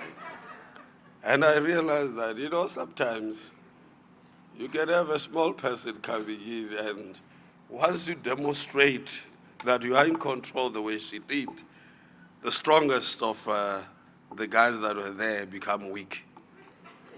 You could have seen how strong Comrade Playfair is. And when you know that you are right, we were right, because she was late. And so we felt we needed to start. But when the question was raised, it was not the question, it was the way it was said that instilled fear in us. Ace was an MEC then, and then was the chairperson of the ANC. So I thought that as the chairperson, you would, and I saw them cowering. So I was the speaker, and I thought that, I don't belong to the executive, and therefore I'm not going to be threatened by her. But that day I was. And these are two incidents where I found myself, frightened by someone. The other was the late Mayor Winky Dureko. The leadership, the NEC the leaders were here. Thabo Mbeki and many others were here. And we were strong. When you're strong and you believe you are right, and we're telling Mama Winky what we did not like about what she was doing. And then after us speaking, and Mama Winky went on and, Calamity. And you could have seen me rising, going to fetch water. And everybody laughed, and I was like, yeah. Sometimes you can think you are brave, and you're a coward.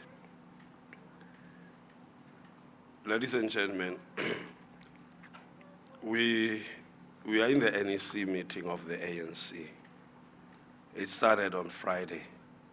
It ends on Monday. The secretary of the ANC and the chairperson of the ANC in the Free State were part of that meeting, but we were to come here. We're coming here because we honor this lady. And had an opportunity of speaking to the president and also to the former president, Thabo Mbeki. And all that they said to me was to ask you, family, to take heart in knowing that your mother played her part, in knowing that she contributed immensely to the National Democratic Revolution. And I just want you to know that I was also one of the comrades, Member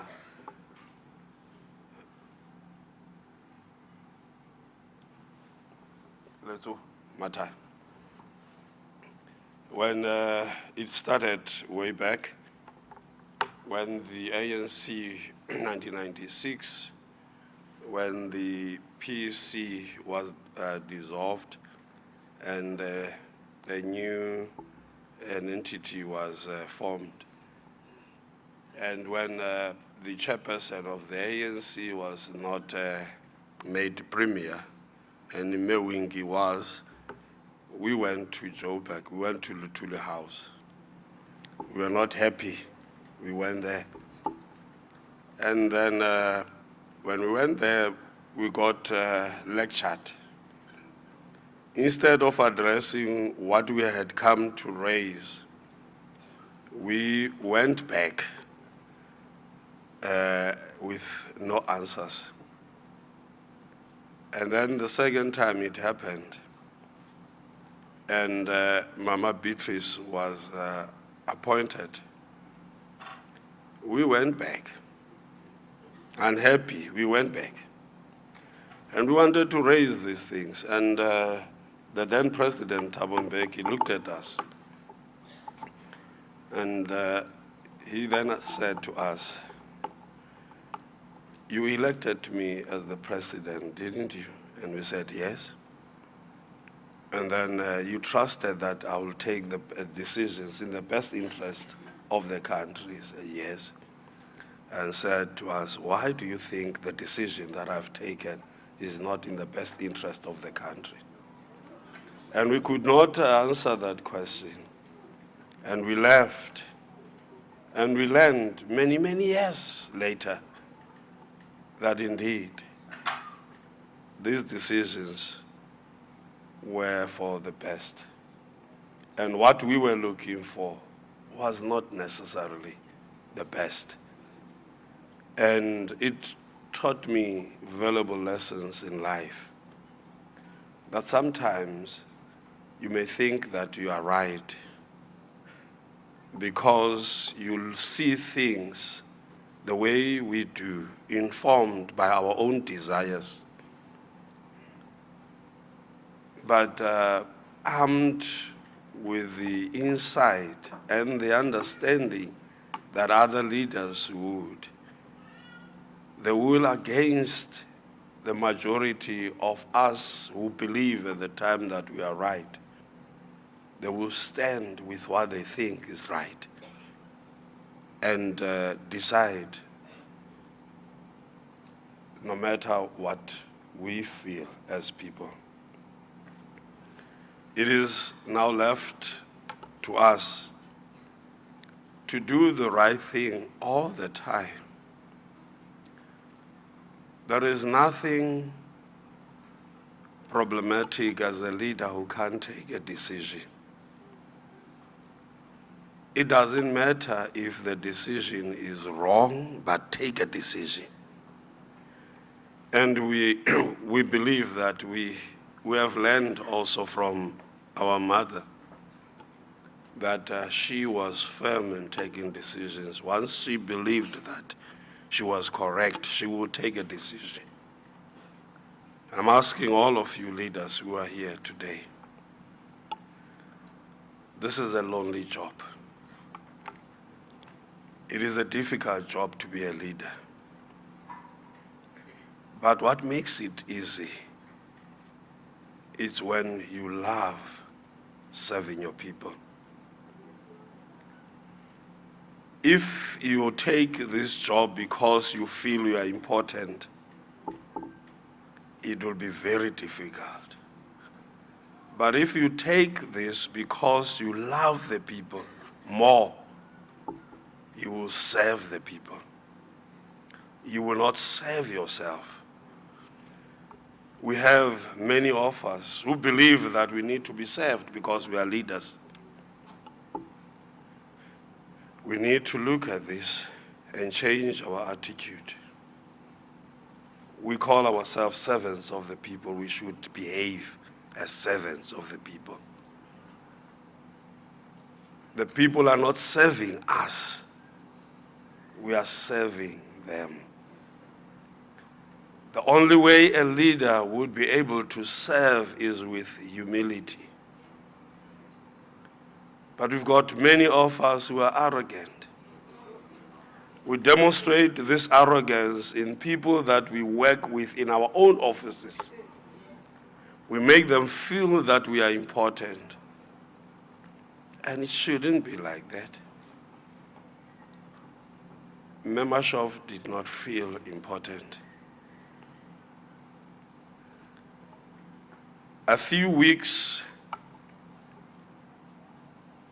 they were at the office, and she called me as I was getting out of the car. And I did not recognize that Mem Numzana was around. And They were just buying my keep. And she was as humble as you would know her. She called me only to greet me and ask me, or how are you doing? How are things? And pointed to the direction ya Mnumzana or Kiwo, this. And I called them since then. I don't know, this runs away, English yampalela. Kidi khaka, kinga English. Guinea fowls. They tell me every time. You see one, you know the other is coming. So I see Mema Mnumzana, I know that Beatrice is coming. Beatrice should be around here. And this is the beauty of a relationship. People who build social capital, who build capital in relationships. But many of us, we use people. We use people, we make relationships to use these people, to get what we want. But there are leaders like her, and many others, who believed in the capital of the relationship that they built. It was rich. It had no money, but it was rich. Rich with love, rich with caring, rich with understanding, rich with respect. And these are qualities that are lacking now with us. Rarata ho etella pele. Re fokola. Me harenke matla. Ho tseo tse entsweng ke mme wa rona, tseo a re bontshitseng tsona. Me le rona re tsebe hore it is only when we serve with love that we will not die. She wrote a book. She wrote a journal. She wrote a script. The question is, what is going to be yours? Arrogance? Greed?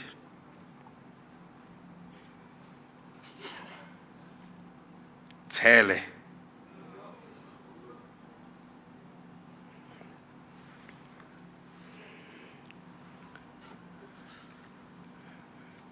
In her memory, let us uphold the principles of progressive humanism by mobilizing resources at our disposal to enhance the quality of life of Free Staters.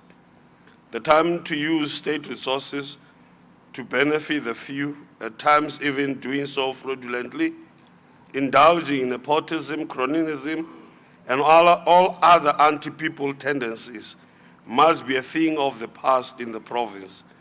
It is my wish to see a clean, dignified, and good government which cares about the people and that is there for the people. I invite you to not only fall hook, line, and sinker for my words, but to subject my actions and those of members of the Executive Council to the strictest possible scrutiny on this score. The initiatives BT launched, such as the Free State Society for Public Administration and Governance, in partnership with the American Society for Public Administration and the National Academy of Public Administration, must find expression in the work we do today. BT served with humility and many supported her initiatives. Hence, the Free State Province became a top-performing province as far as governance matter went. Now is the time to bring back the developmental agenda and root out all elements of fraud and corruption. Ours must be an efficient and effective government which is accountable and detests corruption and malfeasance. The abuse of state resources and procurement irregularities go hand in hand with self-serving leadership. This leads to poor service delivery at best and non-delivery of services at worst. Premier Marshoff set an example of how a selfless, altruistic, and ethical leader ought to be in serving and not to be served. We saw how her determination to improve the lives of the people of the Free State led to the development of the Free State Growth and Development Strategy, meant to guide the activities and resource allocation in all spheres of government and garner support from other sectors to contribute to the development in the province. The strategy was reviewed regularly to ensure coherence and relevance. We intend to not lay this initiative to waste by grappling with the nuts and bolts of this strategy as we strive to put the Maluta-Pofun Special Economic Zone to effective use, to rekindle the economy in that part of our province and lend dignity to our people, among other socio-economic drivers. We will strive for the attainment of coherence in planning across the province and strengthen our performance monitoring and evaluation mechanisms. Our PGDS touts our Vision 2030 to have a resilient, thriving, and competitive economy that is inclusive and equitable. Our strategy was strengthened by the implementation of the cluster system, which is used to coordinate and align government program at a provincial level for the enhancement of service delivery. Today, we bask in the glory of these exploits in governance, and we intend to continually improve on our achievements. Comrade Beatty, as we celebrate joy, love, camaraderie, and comradeship, seek fulfillment for your children and grandchildren, the people of Heidedal, Bloemfontein, and beyond. We implore God and the ancestors to cement our faith in beatitudes as we let you repose in your little abode of wood in the knowledge that however far apart your body and ours may be, our revolutionary hearts will always remain in perpetual embrace. Go yonder, beautiful Betty. Go yonder, faithful messenger and soldier of the National Democratic Revolution, and spawn an endless tidal wave of renewal and modernization within government and society. You shone your bright light, our dearest star, and our galaxy is lit forever because of that. We are now not left groping in the dark because of your amazing prescience. Today we stand on the cusp of a new era because you, our beautiful Betty, would have toiled away for hours on end, reimagining the Free State. We can now report to you that we have it within our power to remake the Free State into a province that you wanted it to be. A province that grows its economy, strives for social justice, looks after the poor and vulnerable, and attends to the freedom and security of every citizen, gets its municipalities to work and ensure clean quality air, green drop for wastewater, and blue drop for drinking water, and last but not least, ensures racial harmony among all citizens. Let all who adored and admired Beatty's work of faith say together, long live Beatrice Marshoff. Let all who adored and admired Beatty's courage of conviction say together, long live Beatrice Marshoff. Let all who believe in planning, monitoring, and evaluation of the work of government say together, long live Beatrice Marshoff. Let all who abhor malfeasance and corruption say together, long live Beatrice Marshoff. Let all who believe in Ubuntu, unity and peace and among the people, free from crime, gender-based violence, and drugs, say together, long live Beatrice Marshoff. Sleep well, gentle torchbearer of the noblest cause of all time, the emancipation of the people of South Africa and humanity. We make bold to say you were a finer, selfless, and humble leader who was irrevocably committed to the cause of the people.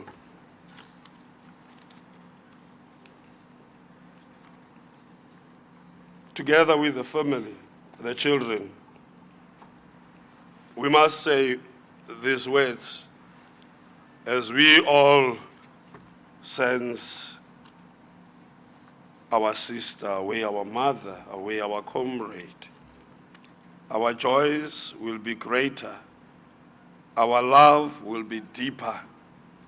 Our life will be fuller because we shared your moment. You shared the moment with your mother. Let your life be fuller. Let your joy be greater. Let your love be a glue that binds you together as a family. And as the children, use this opportunity to always remember what she taught you. And with these words, to all of you, God bless you.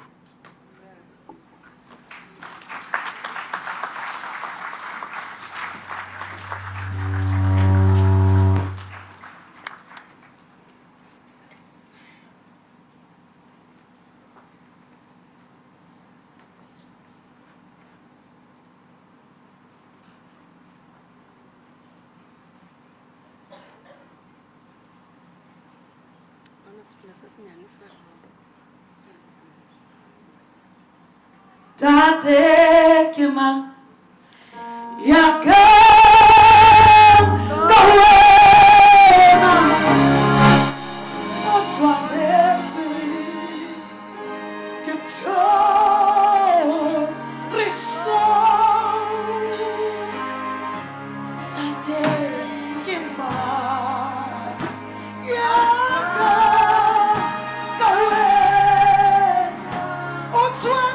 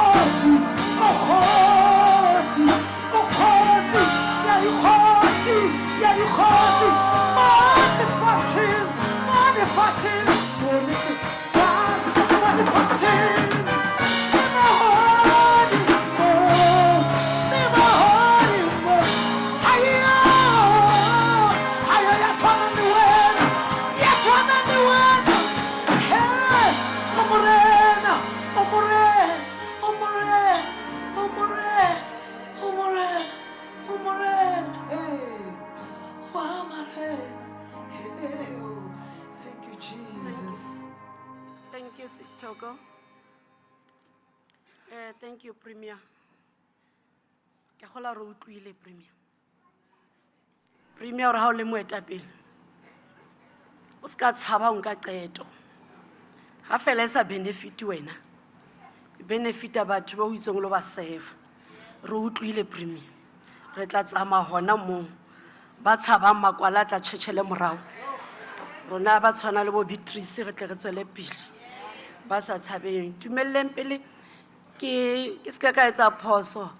Me Mantombela go tshwarela ke a o bona o kena mpe ke re fela halala Mantomzala la. Halala Mantomzala la o kae? Ska tlo ntse re bua ka motho a siyo, Premier. Ra leboha haholo. Ha se re tla ho qetelle mosebetsi wa rona. Ha re tlo bitsa ntate a tlo etsang diteboho. Ntate Wade Jordan. How Tlamona podium mo tlo bua le rona, it's a vote of thanks. Allow me, Premier, as well, ke quote ke re mo ekelesia. Well, there is a time for everything and a season for every activity under the heavens. A time to be born and a time to die. A time to plant and a time to uproot. This verse acknowledges the natural cycle of life and death and could be used to help us and the family, those who are mourning for former Premier, to find peace in the inevitability of death. So it emphasized that death is a part of life and that there is a time for everything. Those are the words. With those words, I'll allow Dr. Wade Jordan to give us vote of thanks. Thank you.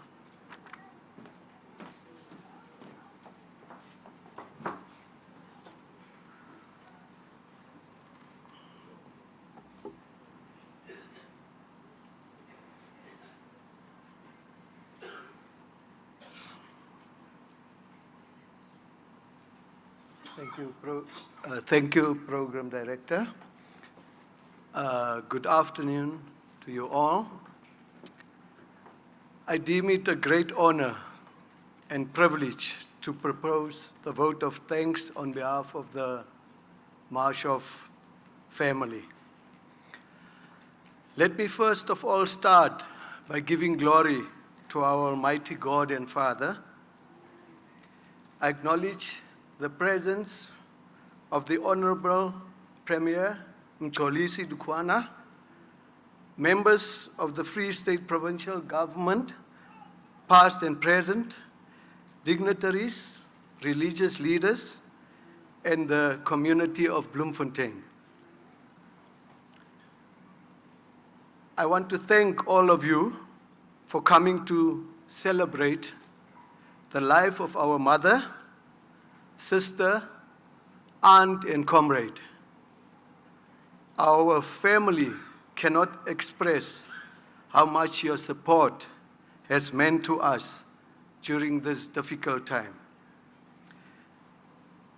We specifically want to thank the Free State government for their immense support in the arrangement of this funeral.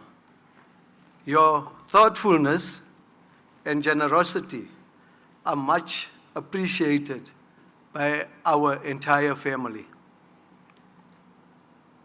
We thank all church leaders for officiating this funeral service.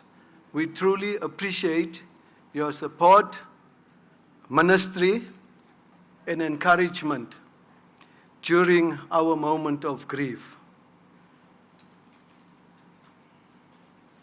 A word of thanks to the South African Police Services and the Traffic Department on a sterling job they have done throughout the week. We salute you. To Twilight Funeral Home, your presence and courteous service was a beacon of light during our time of bereavement. We thank the broader community of Heidedal and Bloemfontein for your support and the love that you have shown. Maybe it was a phone call, a WhatsApp, a prayer, or just your presence. We thank you from the bottom of our hearts. We want to thank Beatty for the gentle footprints that you have left on our minds. May we always remember the beauty of your love, your kindness, and the special way that you have touched our lives. Rest in peace, my sister. I thank you. We glorify your holy name. We bow before you. We glorify your holy name. We bow before you. We bless your name. We bless your name. Almighty, Almighty God. We bow before your throne. Thank you, Dr. Jordan. Are wrap up, chaplain Utlonka over. Just want to leave this short message with the family and the entire congregation.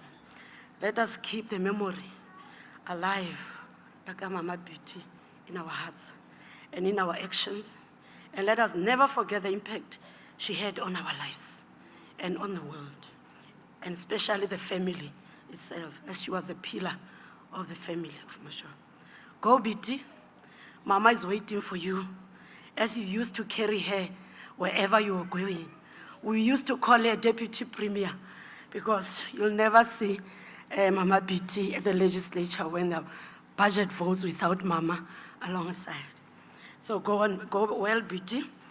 Please tell Mama Betha Kawa, tell Mama Winnie Madikizela Mandela, tell Charlotte Makleke, tell Tenjiwe Ndlovu, tell Kimili Swabe, tell Mama Martha Chow, tell Mama Jane Mutsabi, ukuthi sisaqhuba. We are busy, we are building the organization, we are renewing the organization, we are uniting the organization. The Free State is free at last. Tell them, Comrade Biti, go well, my sister. Thank you.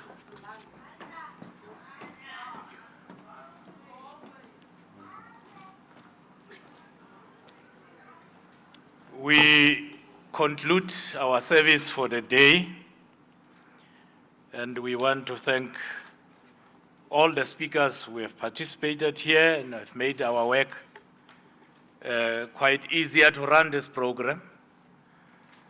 We are going to go to the cemetery in Bainsflay. It's a new one, the private one, not the Bainsflay cemetery on our left. The new one on our right, where we recently buried Comrade Tate.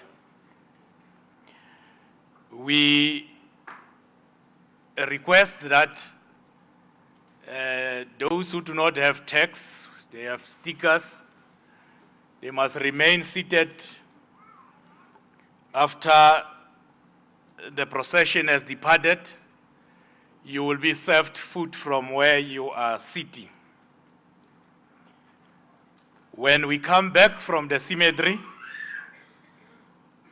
all mourners who were at the cemetery will join us for lunch in the Norman Doubell Hall, and the family will be served lunch at home. So all members, all mourners will be served lunch in the Norman Doubell Hall, and the family will be served at home. Some of our principals would like to visit family. They can do so after they have received their lunch here.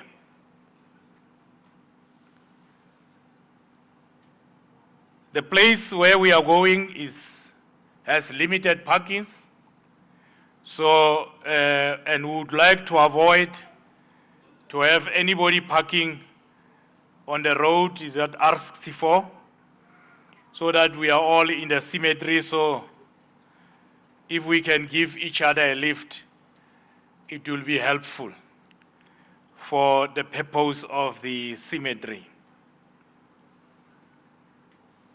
We now invite the chaplain, the presiding chaplain of the South African Police Service, Reverend Colonel, Lieutenant Colonel O.O. Mwoketsi, to give us directives and officiate on a process that takes us out of this hall for a procession to leave for the cemetery. Colonel Mwoketsi.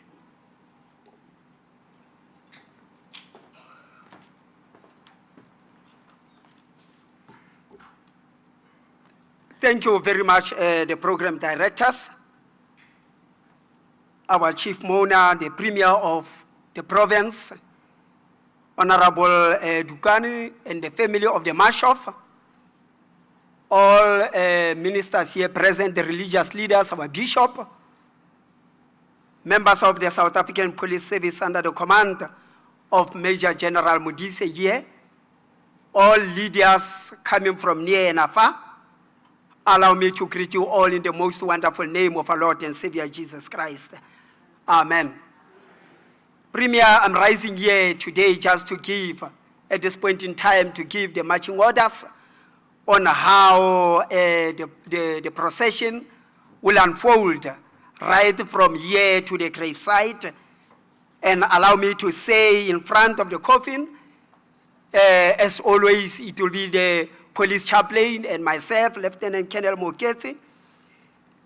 Then the bearers will be carrying the coffin, followed by the police, followed by the pallbearers.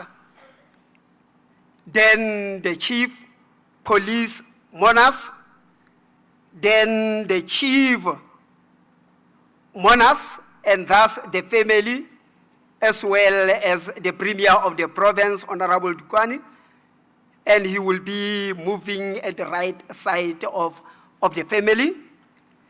And this will be also applicable when we are driving to the cemetery, as well as at the cemetery. That is how the order will unfold. And allow me, Premier, just further to mention that for this special provincial official funeral,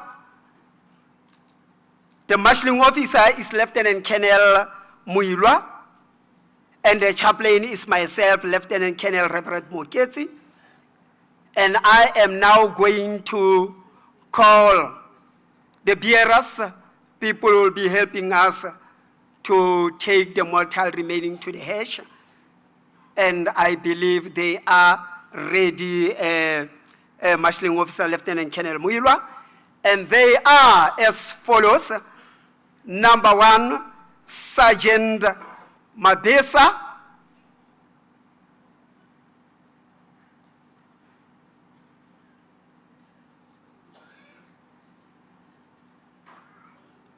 Sergeant Mapanya.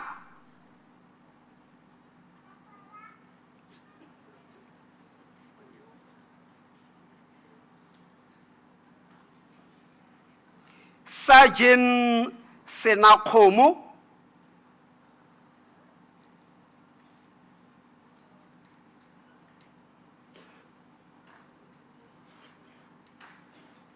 Sergeant Sebusi.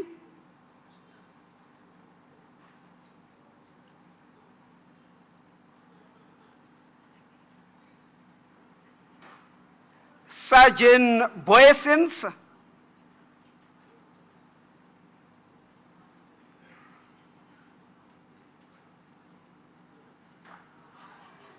Sergeant Litsuane.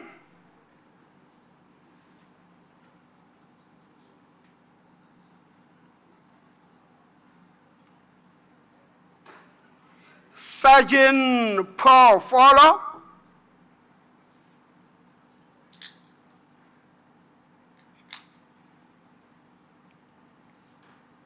Sergeant Matlokotsi.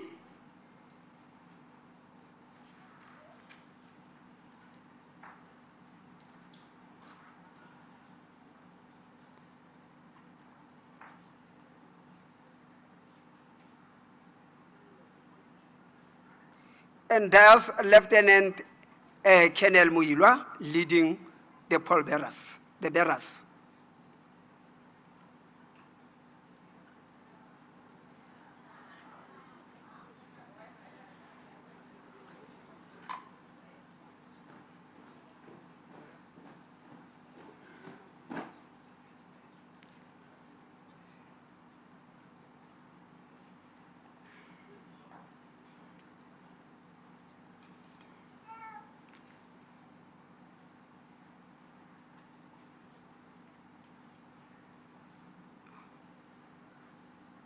The program director, I will also want to be disciplined when the bishop is here.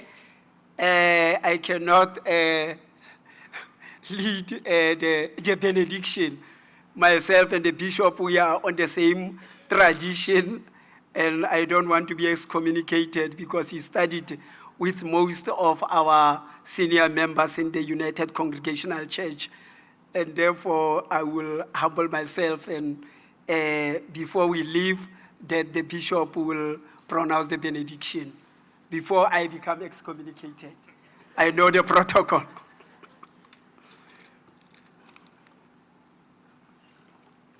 Before we leave, we are going to ask the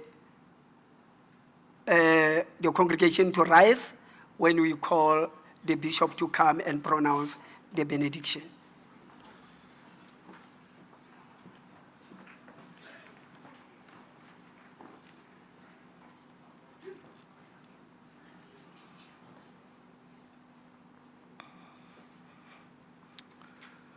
Modimo re a leboha.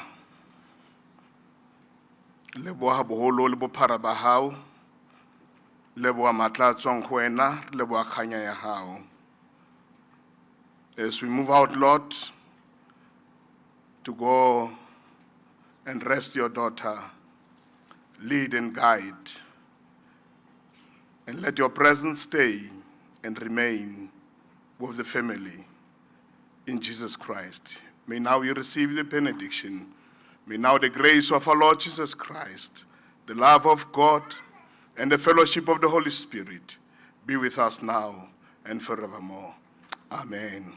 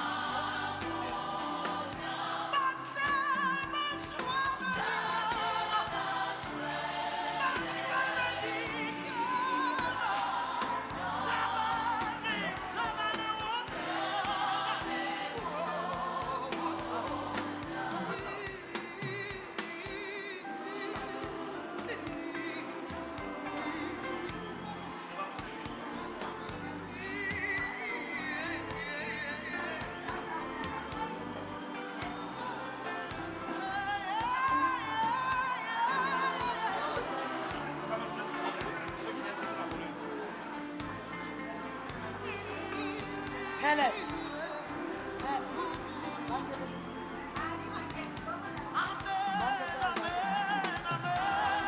Father, Bruce.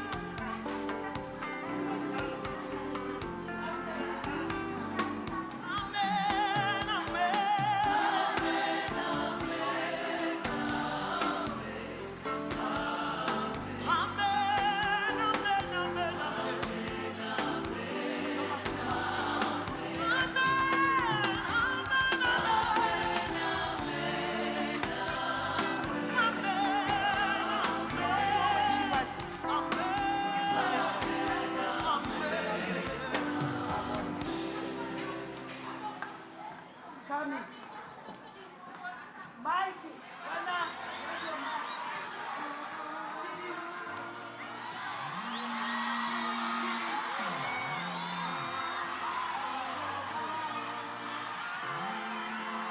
Hey, what's your heart?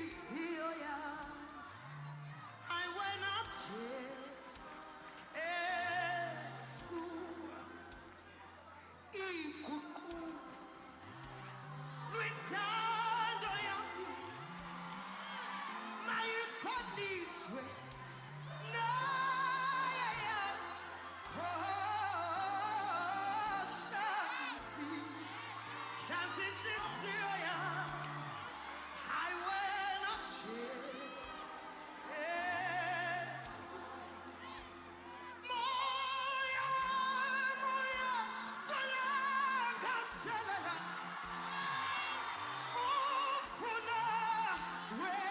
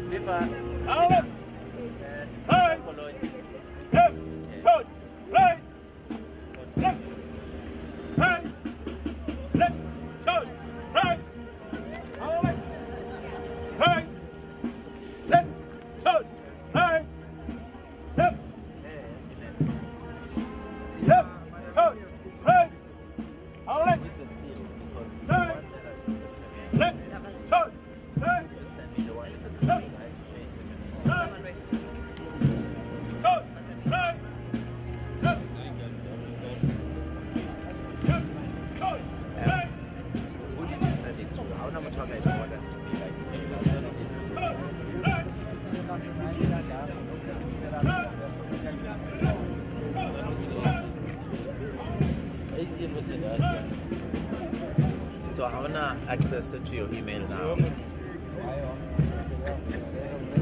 How can you wait a country? How can you take a phone or connect the phone out to your laptop? Because okay.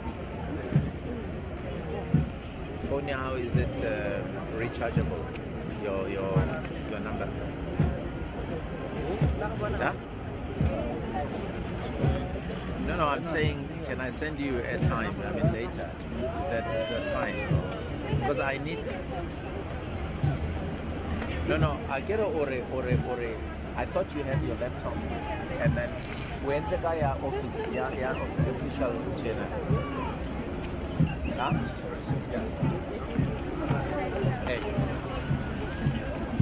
When the guy official one, the email. Or our email. Okay.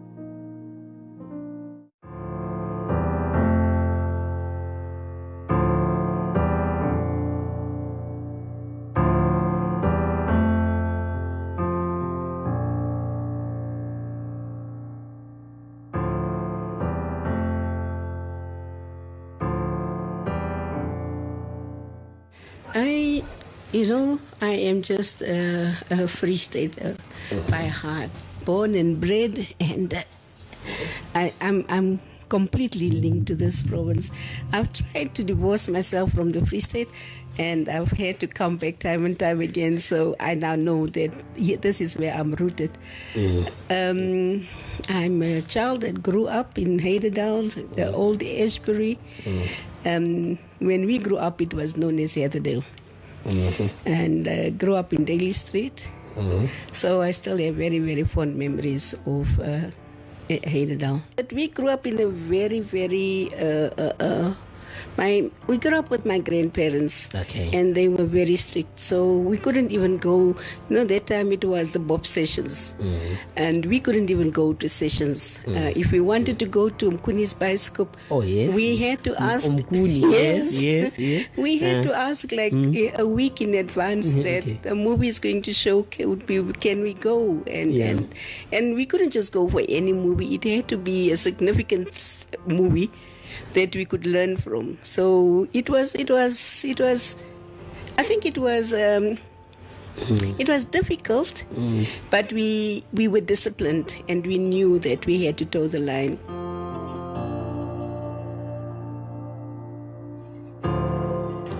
I was a very diligent student, hardworking, very rooted to my books. Loved reading. I still do. I played hockey. I played netball, and was very active in school activities. I remember when we grew up and when we participated in sport, we had to work hard for whatever we wanted. And I know our hockey coach. There was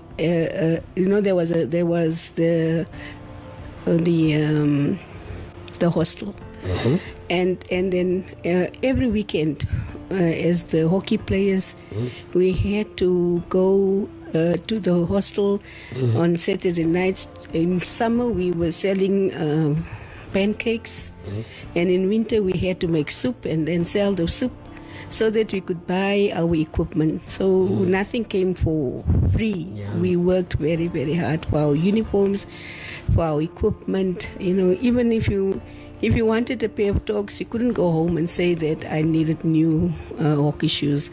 There just wasn't enough money to go around. I see. So we learned from a very early age that we had to work hard if you wanted to achieve something in life.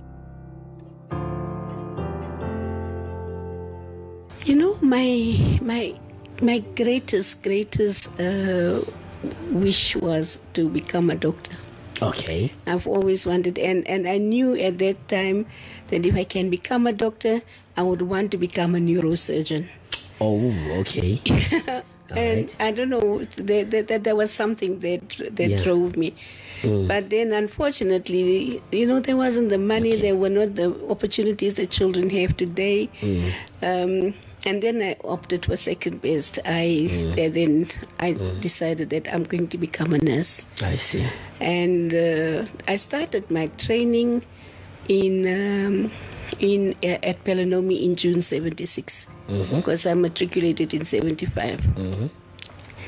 Then at the end of 76, I then moved to Joburg. Okay. I got married. I got married very young. Okay. I got married in December of 76 and then moved to Joburg. Okay. And my husband was from there. And then I fell pregnant with my second child. Okay. And I couldn't finish. But as she was born in July of 77, and then I went back to nursing training. And I started in October of 77 at Coronation College of Nursing. And I completed my general nursing, and then I did my midwifery, and I worked. I then worked for a few years in the private sector. Okay. I also left nursing at some stage, and I worked it was Barclays Bank at that time. And at one stage, I worked for an insurance company. It was called American International. I think in 1982, I moved back. No, in 1982, I got divorced. And then in 1986, I moved back to the Free State. Okay. And I started in April of that year at Pelanomi. All right. Again, and by then I was working in the ICUs. So when I got there, I remember the matron said to me, "Oh, you know what? We do not have any vacancies in ICU, but let me send you to theater and see how you like it." And I said, "I've never worked in theater apart from when I trained." She said, "Let's see for 3 months, and if you don't like it, we will see what we can do." And I walked into theater, and then there I met Mrs. Kitsa and Mr. Sitsila, Charles Sitsila, and Mama Roja. Mama Roja, okay. Yes, and that was it, you know. Okay. I was so taken up with what was going on in theater and what I could learn from them. And I think within the first 3 months, I decided this is where I wanted to be.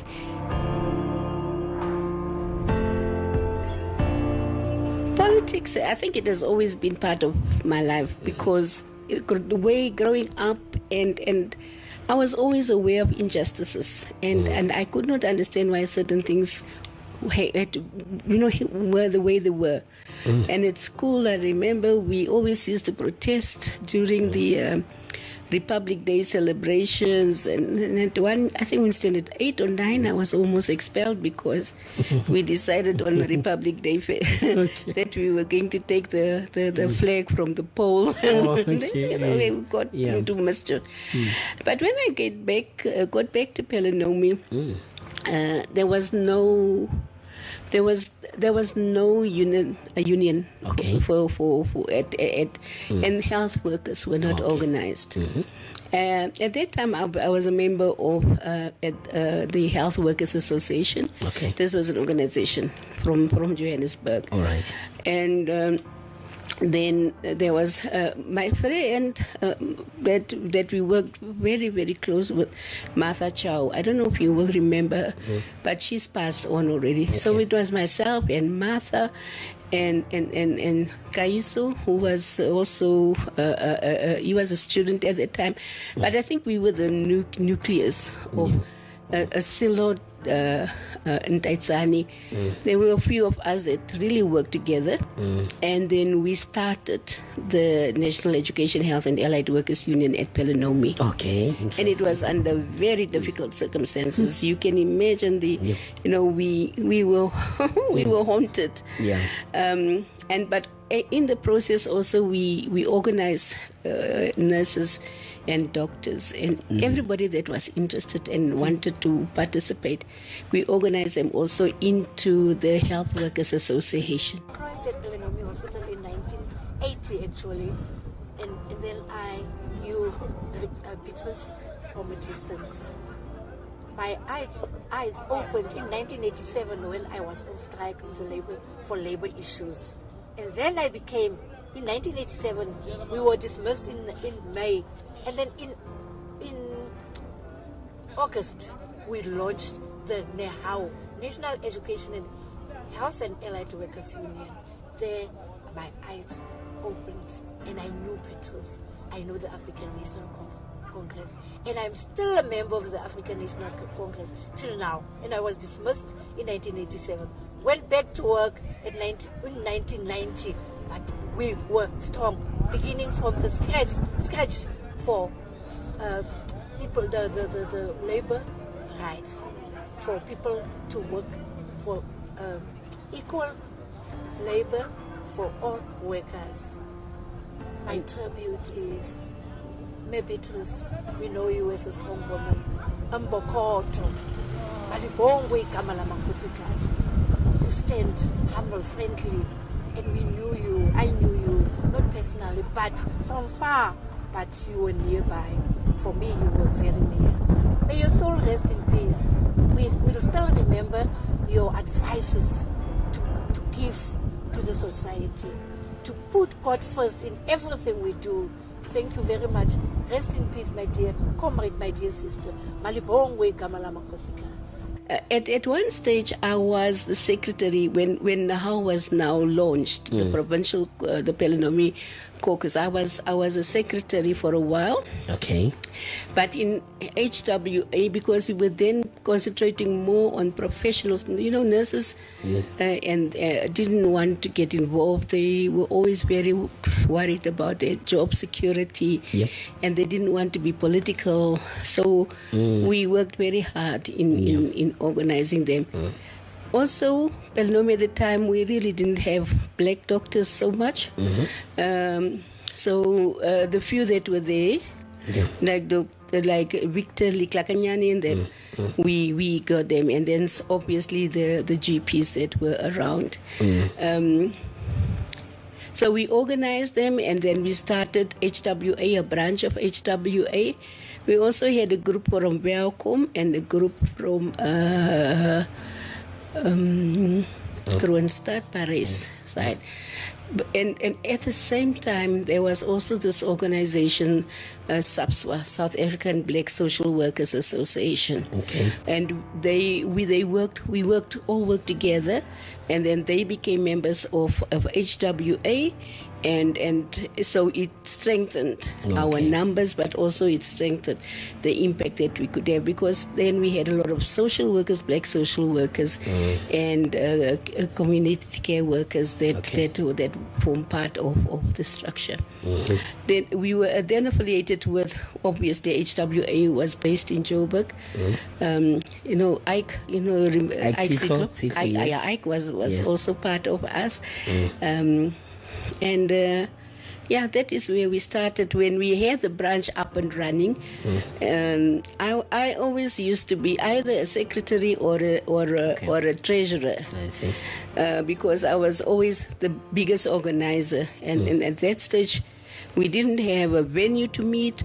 My house was the meeting place. So every Wednesday or every second Wednesday, we used to have the meetings at home. Right. And everybody knew this is the place of the group.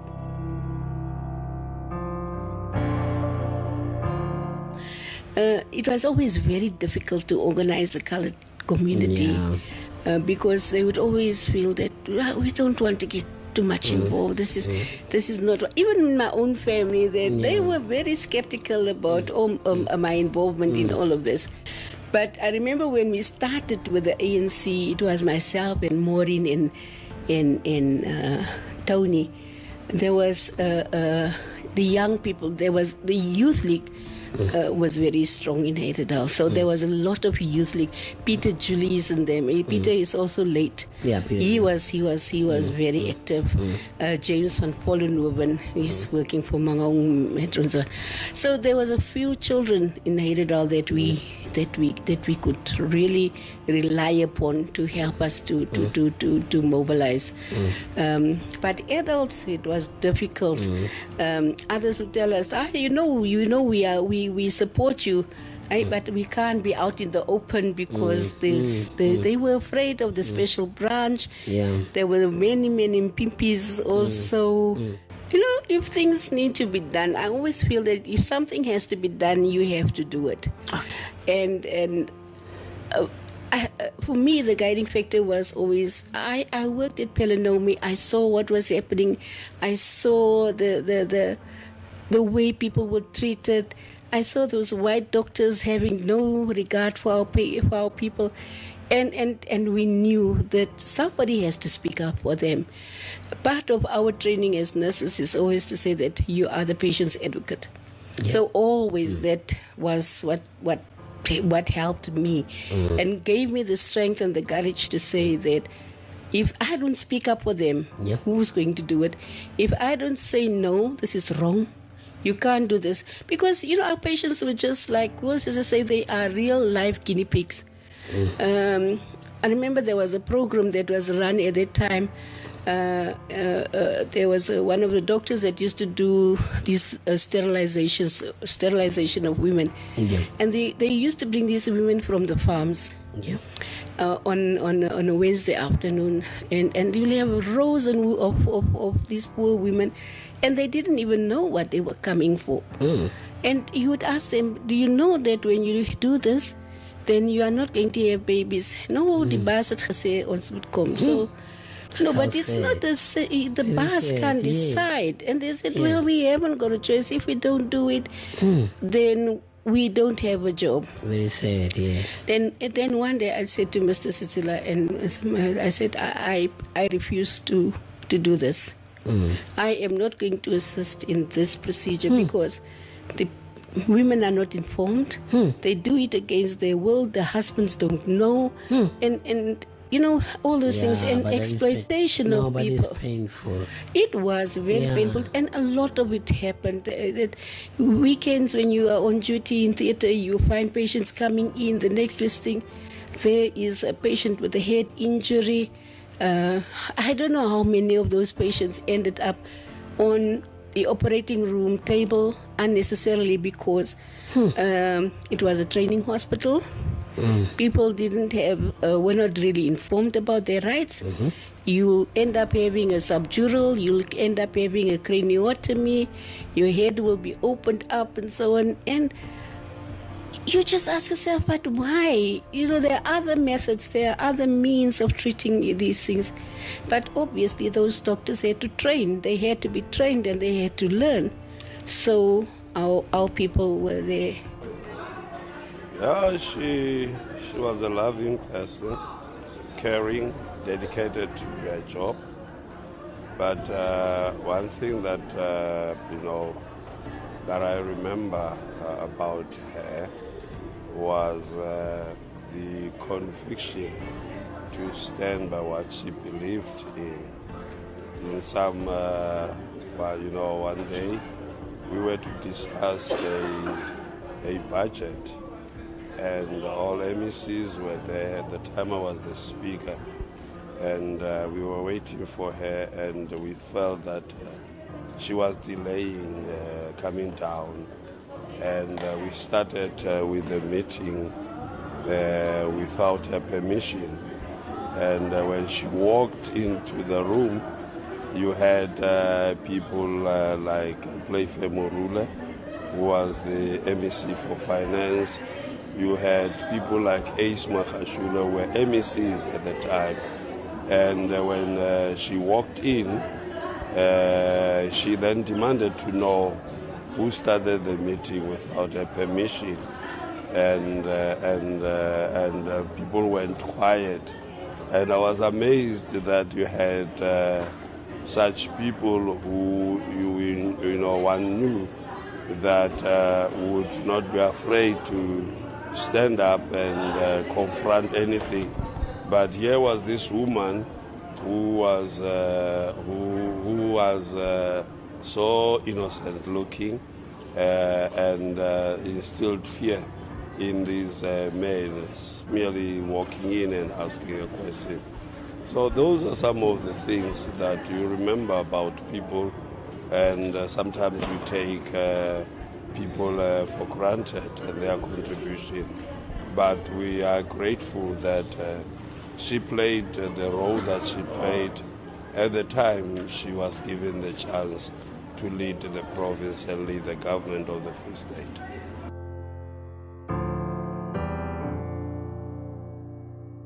Yeah, it was, and in fact, when the lists were completed and my branch, because the Heidedal branch was the biggest branch at the time, then they nominated me. And I said, no, I don't want to go to Parliament. I don't want to go there. They said, no, you have to go.